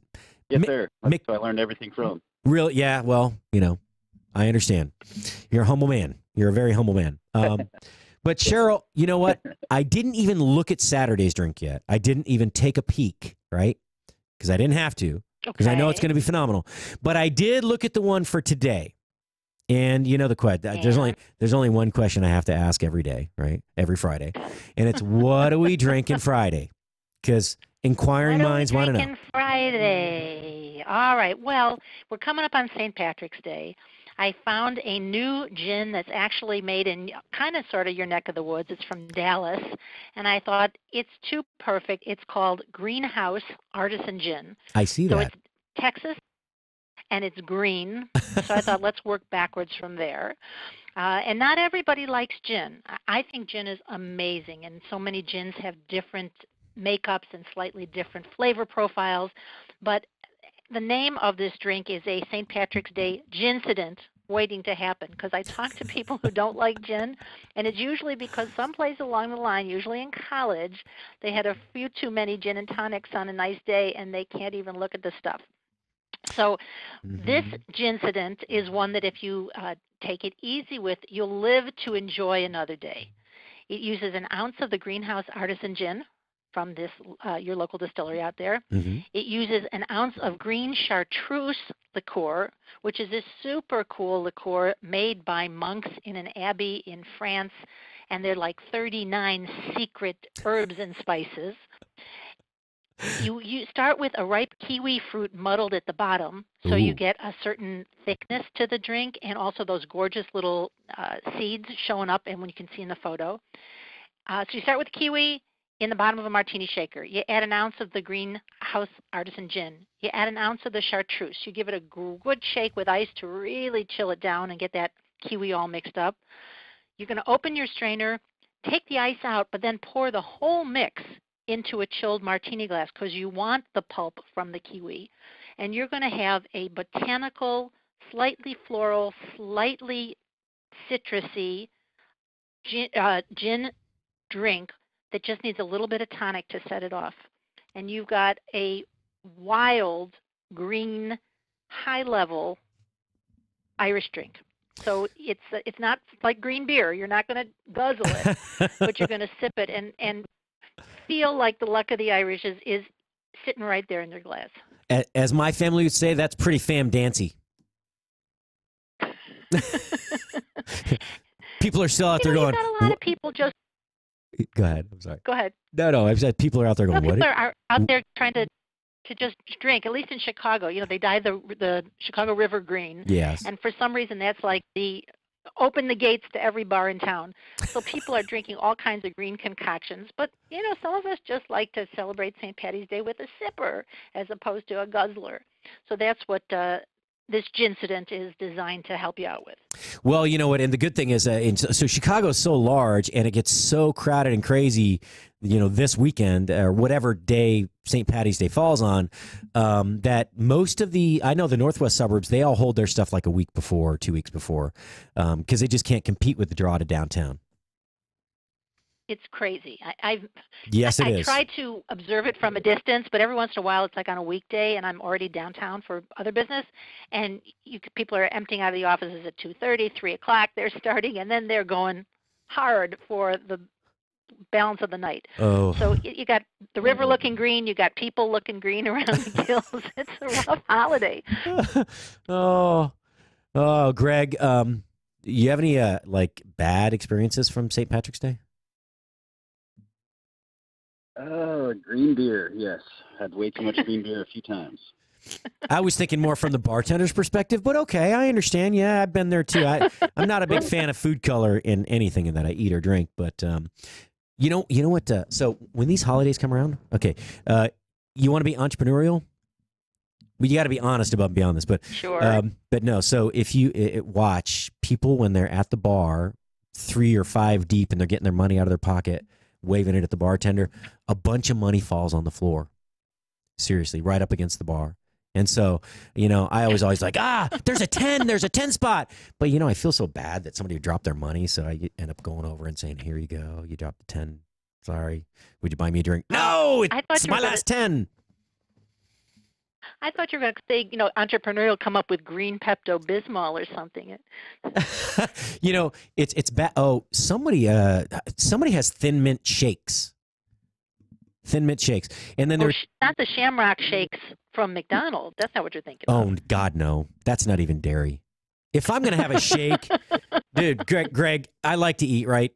I like to drink and eat real food and beverage. So if I'm gonna do a shake, I'm going to have a dairy shake. I'm going to pay for it with whatever sins I need to, but I'm going to enjoy it. I think that McDonald's shakes have no dairy in them. I could be wrong. There's probably milk solids in there, but yeah. Some people go no dairy for health reasons. I don't think that would be one of the ways to go. But if you're thinking about shakes, remember the grasshopper that we did a couple of weeks ago? Oh, yes, I do. You could do that with ice cream instead of with real cream, and you could have a fabulous green shake.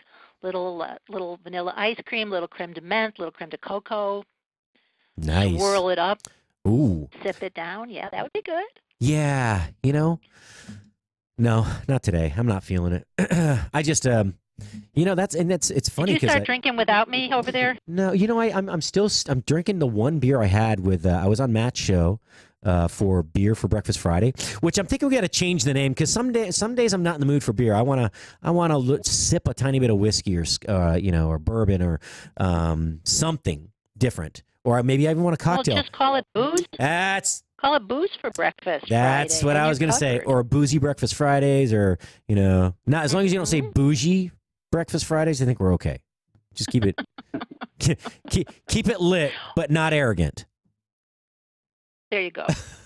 Know your audience. Oh, yeah, I know. Yeah, well, I don't care about I was going to say I don't care about the audience. I just care about what I want to drink, but that's not true. I'm sorry. I do really care about you, Spoony listeners. Please help me get to 1,000 views today, please. I'm begging you. I will buy you all a green beer, or at least I will buy you all a cup of green water out of the river in Chicago. All right. If you get me to 1,000 views today. I'm telling you, the other day they let me down. I shut the whole damn internet. I shut all of Facebook down. I said I was going to boycott on Wednesday because they didn't get me my 1,000 views, and look what happened. Don't make me do it again. Monday will really be awful. Yeah, I wish I could. You know what? I don't even want that kind of power because there are those occasions where I can be a little bit rash, and I could see me doing something really stupid, like. Don't do it, Chef. Don't do it. Yeah. Yeah. No. Yeah. I could see it getting real ugly real fast. Greg and I, especially, back in the day, I could see Greg and I taking 1 or 2 shots of liquid courage saying, let's just do it. Let's burn it to the ground.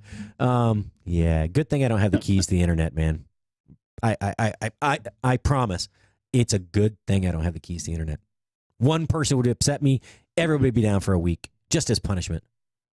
No. I haven't seen this side of you before, Chef. No. This is good to know. It's the antibiotics Greg, have you used chartreuse a lot? I just want to know if Greg likes chartreuse. Oh, it's so much. I have to say, Chef, I don't know if you saw, I sent you this cocktail, and I promise you, my cocktail came before I saw the article. Liquor.com did a whole spread on chartreuse. You did send that to me. And why it's such a great liqueur to have in your bar, because it is so unique and it adds a little different profile to things. So sometimes if you don't know what a drink needs, you just want to add a little something different. Mm-hmm. A little bit of this green chartreuse can push it from a good cocktail to a great cocktail. A lot of it in anything can be real overwhelming, but little bits of it just can find their way into your menu. And so it's just a great addition to anybody's, even their home bar. It's pricey. It's about $50 a bottle, but you're just using little bits of it. The color is cool, and the flavor profile is just very different and interesting. I mean, I've had it before. So here was one of the cool things. When I lived in Germany, I moved over at the end of my junior year and lived with a wonderful host family over there. Anyway, my host brother, Ansgar, he loved, he's 16, not quite 17. He had a bar in his room. A bar, full bar. He had a bar cart. What? He had a bar cart, a stocked bar cart.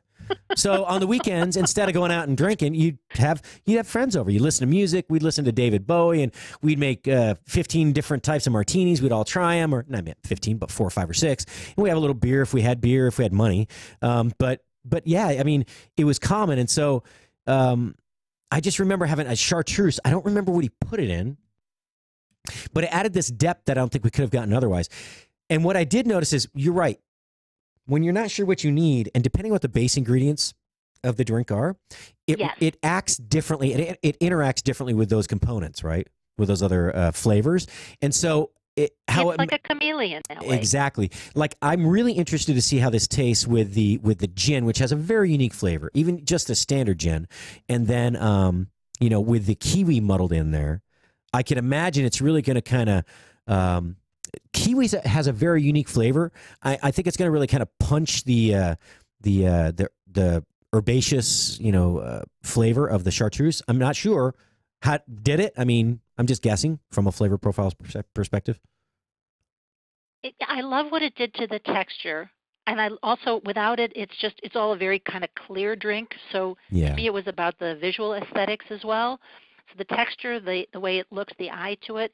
And I like kiwi because it's a little bit citrusy without being – lemon or lime, I think, might have overpowered the subtleties of these other ingredients.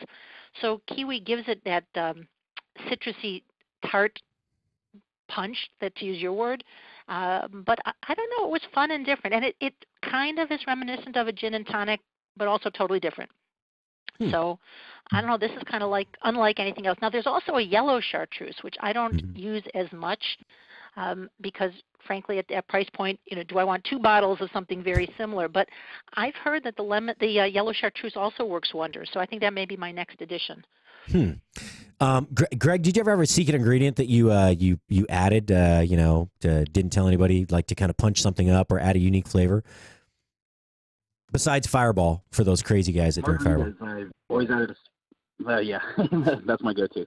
No, making margaritas, I always put a splash of beer in them. Just adds a different layer and level to it, and helps also with the mixing. Well, and so Greg is actually he may be GM, bartender, blah blah blah. Greg is a really great cook, and coming out of New Mexico, right?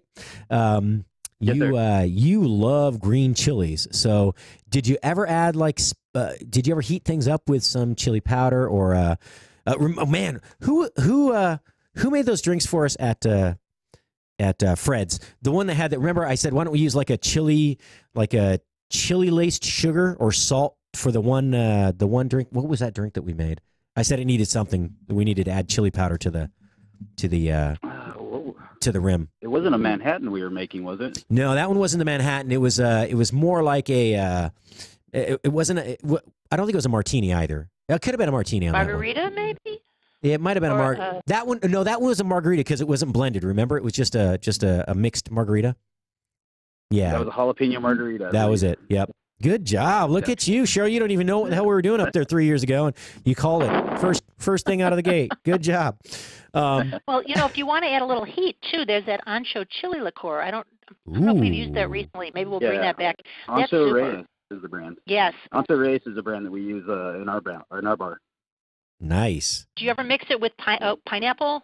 I love it with pineapple. No, but I'm going to have to play with that today. Please do. Let me know how it comes out. Yes. You can do a little tequila and a little pineapple, and then the entrees. Just yum. All right. Well, it goes in our we have a Madman Margarita, which is a jalapeno margarita that our bar manager, Mike, has made. And it's got Ancho Reyes in it, and it's amazing. We sell quite a few of them. Awesome. See, look, I don't have to. You two could host the show together. I say next Friday, I'll take a little early. The second hour. Greg, you're closer. You can drive down, right? Cheryl, you call in. I'll call in from wherever I happen to be imbibing somewhere, and I'll try not to slur too much. And look, it's like a match made in heaven. Really, y'all could just go back and forth. Actually, so. Before we have about 11 minutes left, 10 minutes left. I want to get to what are we drinking Saturday, though, because I love, the mixed metaphors. I love the planned words that you use. But this is classy. I love the name and I love the drink. So what are we drinking Saturday? Well, Saturday we're going to go the opposite direction of all the revelers who are out there on St. Patty's Day, whooping it up, and we're going to have a little March melancholy, and the idea behind, or the inspiration behind the melancholy, is that crazy meloncello I introduced to you last week. I can't get enough of it. I haven't stopped tasting and mixing with it, so we had to find a new way to use it. So Dolce Cilento is an Italian company that makes limoncello and watermeloncello and meloncello. It's this silky orange color, but when you mix it with a little bit of melon schnapps, Die Kuyper is probably the easiest brand to find, which is a green honeydew schnapps. You get a little bit of cantaloupe and a little bit of honeydew melon together, put them at the bottom of a champagne flute, and then make it real easy, fill her up. Champagne, Prosecco, Cava, but make sure you pick a dry or an extra dry. Even a brut would be okay. And then you've got a dry bubbly with this sweet melon liqueur, a lovely light green color, and then just take a chunk of whatever melon you've got in the house. I think I put a pineapple on the piece that I sent you, and you've got a super easy green if you are still celebrating St. Patty's Day. Easy drinking. It could be for Saturday. It could be for Sunday. You could drink it at a brunch. You could drink it at a ladies' luncheon or shower. And if you're feeling a little melancholy, like this crummy weather in Chicago is leading me to feel, it brightens your day. So it works in a lot of different ways, and it's easy and yummy. I love it. Absolutely love it. And that's a really pretty color as well. And you know what? It's beautiful. I go ahead. No, I was going to say you could have said that was melon. I even though I knew it was pineapple, you could have said it was melon, and no one would know the difference. That's true. I'm honest, and nothing if not honest in my recipes, Chef. You got to let people know what they're drinking. But it was fun to go the lighter green, because most people, when they think St. Patrick's Day, they hit you over the head with shamrock, bright green and everything, and then like the river and the beer, it gets a little bit more than you need. So this is a hint of green. You could drink these any day of the week of the year, but you could also drink it on March 17th and feel totally in step with what everybody else is out there celebrating. Well, in my humble opinion, I think any amount of green beer is too much green beer. But I also had a kind of a negative experience way, way, way back when that we're never going to talk about. Let's just put it that way. Here we've got green bagels and green cupcakes, and what else have I seen green? I wouldn't eat a green hamburger, no matter how much you told me it was for St. Patrick's Day. I'm not going there. But if they can make it green, at least in Chicago, where there's a lot of Irish here, they are going to try to market it to you. Yeah. So what's funny? So you remember do you know the movie Soylent Green? Really old movie. It's like, it's people. Well, with the green burger, they run around going, "It's leprechauns! It's leprechauns!" Sorry, it wasn't as funny as it was. Soylent Green. I thankfully can say I haven't thought about that for a long time. Well, win the lottery, become a cracker. And I don't mean a white guy from the north side of Chicago. Yeah, that was, if you've never seen that movie, I love movies. Greg, you love movies. You're a movie buff. Yes, sir. So, what were some of the, my generation, our generation, Cheryl, I'm going to guess we're somewhere in the same age group. I don't know. I never asked, but I'm 51, and so we're contemporaries. Yeah, we're contemporaries. Well, okay, there you go. That'll work. That's a fancy word. I would have said we're peers, but yes, I went to Arizona State. You went to Ball State, or I don't know, Marquette, maybe? Me, University of Chicago. Well, there you go. Sorry, University of Illinois. I just gave myself a promotion. University of Illinois at Champaign. If I would stop drinking before the show, I would remember my own background. If I would eat before the show, I wouldn't feel the drink. So, but yeah. U of I, yes, U of I, Champaign-Urbana. Yeah, I mean, I want to still talk about food and beverage, but it's funny because my generation or our generation is somehow our daily lives are inundated by movie lines. Really, I mean, my mother would quote lines from books. I've tried to find this. The boy stood on the book of the on the deck of the burning ship. I don't know where the hell that comes from. She used to say it all the time. I don't know where she got it. And then there's another quote. It was like, "So what's up?" She goes, "Nothing but the price of rice in China." And that came from another novel. I don't know which one, but I don't want to cheat by using Google. I mean, if I could find an encyclopedia, I would do that. But nobody has encyclopedias anymore. But yeah, so it's John Hughes movies for some reason. John Hughes movies, you know, they stick with us. Anything with Bill Murray, Stripes, "Lighten Up, Francis" is probably my all-time favorite line. People are so serious, and all I can ever think is like they look like they you'd think their kitten got ran over, right? But really they lost a pencil, or their lead broke, or something. You know, and people get so bent out of shape, and I'm just like, lighten up, Francis. I mean, come on, man. It's not that bad. It's not that bad. It's generational.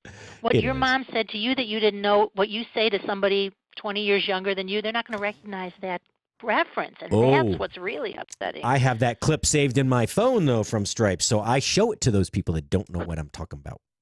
My daughter, one time at the dinner table, God bless you, Bailey, she was crying one time. She was emotional. I think it was right about the age that her woman stuff started. And I upset her. I said something. I said something like, "Just stop." And she starts crying. I go, "Oh, my God, lighten up, Francis." She goes, "Why the hell are you always saying that?" So and who's Francis? I got out my phone and I played the clip, and I was like, "That's the clip." And then I proceeded to say, "What is it? Learn it, live it, love it." Isn't that the one from like Fast Times at Ridgemont High? So I basically followed up a quote from a movie with a quote from a movie saying, "Learn it, live it." I'm kind of pathetic. Another movie she didn't know, by the way. I know. I may be a pathetic father. I'm starting to think about the effectiveness of my parenting over the years, and yeah, all that stuff that's happened may have been my fault. Uh-oh. No, lighten up, Francis. Don't take it too seriously. There you go. Exactly. No, my kids turned out pretty good. I have no complaints. All right, Greg, you got 30 seconds. Anybody got a shout out to? A minute? I can give you a minute. Maybe minute 5. I'll give a shout out to old Johnny Mac. He's doing well. Good to see him yesterday. I missed Sean, unfortunately. I guess he's on vacation for the week. But miss those guys up here. Me and Johnny Mac were talking about how much we miss working with you and miss seeing you up here. Wishes you well and hope everything's going good. Yeah, things are fun, man. You know, I do miss cooking. I actually was producing another show today. There's a guy, Trey Chapman. He does Trey's Chowdown Live. He also does 2 recorded shows, Trey's Chowdown, and then he does Drinking with Trey. Anyway, I was producing a show today. I was sitting in the booth. I had a cough.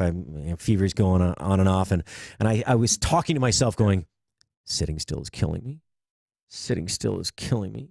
Sitting still is. I've never sat still this long in my entire life. If I sit more than 10 minutes when I'm in a working chef position, I'm out, man. I'm asleep. I'm asleep sitting up, without on a stool, a chair, a backless chair. I go to sleep. So I'm learning 2 things. I can stay awake while sitting down now, and I'm learning to have some patience because not everything can move at the pace that I can drive it, because I can't drive most of this ship. I don't understand the technology, most of it, and I often punch the wrong button and mute someone. So forgive me, other show hosts, that I've muted you and maybe stopped the Facebook feed a couple of times. Anyway, hey, tell Johnny Mac I said hi. Show him the picture on Facebook. I think he'll appreciate it, and I'll get up and see you guys soon. Thanks for calling, Greg, man. I appreciate you, brother. Thanks, Patrick. Take care, brother. Bye, Greg. Bye. All right. So, Cheryl, I'll give you a minute. I'm going to spend the last minute just saying thank you and give me 1,000 views, please, so I don't have to shut the internet down again. Oh, it was just Facebook, not the internet. But watch out for the crazy people this weekend, okay? God, people people Yeah. drink and get stupid. That's for sure. And everybody drink responsibly, have fun on St. Patrick's Day, but be smart. Thank Walk, don't drive, all of those good things. And enjoy it. Listen, there aren't enough times nowadays for people to have a good time. So I'm all in favor of finding an excuse to celebrate. Just don't go overboard. I agree. Do I sound enough like somebody's mom now? No, it's funny because I was going to say the same thing. Look, just don't drink and drive. Take an Uber, grab a friend, beg somebody who is sober to take you home. Well, okay, that could end up kind of scary. You might end up in the Green River. So don't do that. We don't want you to be fish fodder. But yeah, just be safe out there. And again, Shaw, I can't thank you enough. You put a lot of time and effort into making these drinks for us, and we really appreciate it. You know, this was one of Doc's visions, and he was right on the money with it. It's really fun, and yeah, I just look, if you don't go to the Spoony Radio Facebook page, you can't see the recipe and download it. So go to the Spoony Radio Facebook page and download the recipe. Look at the picture. It's really pretty. She did a good job. Okay, show her some love. Thank you. All right. I love to mix for you guys. It's fun to share the recipes. You can also find them or find me and other pretty drinks at Mixed Metaphors if you go to Instagram. And if you need drinks for your corporate event, or you need a personal drink for your special St. Patrick's Day significant other, or other holidays, get in touch with me. That's part of what I do. I like making these individualized drinks for cool people for cool events. So, thanks, Cheryl. You have a great weekend, okay? All right. We'll talk. You too. Be safe. Take care. Bye-bye. Thanks, Chair. All right. Well, we've burned through another, I was going to say 10 hours this week, but it was only 8 because I shut down Facebook one day. Look, help us grow. Share and like and share. Tell your friends. Tell your family. Require it as part of the employment package that your new employees are forced to follow Spoony Radio, iHeartRadio, Spreaker, Facebook, Twitter, you name it, we're there. Thanks again. Hey, have a great weekend. Ciao for now. Be safe. Happy St. Patty's.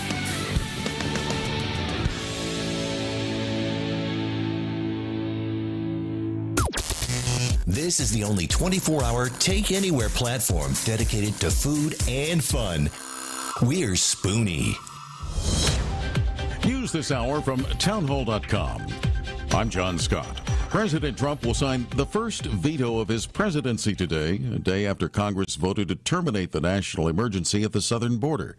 The president will be signing the veto within the hour in the Oval Office. Mr. Trump will be joined with law enforcement as well as the parents of children killed by people in the country illegally. 49 people were killed in a deadly mosque shooting in New Zealand. 48 were injured. White House National Security Advisor John Bolton says the U.S. is disturbed by what happened in New Zealand. We've been in touch with our embassy overnight. We're still getting details, but the State Department and others are following up on it. We're very concerned.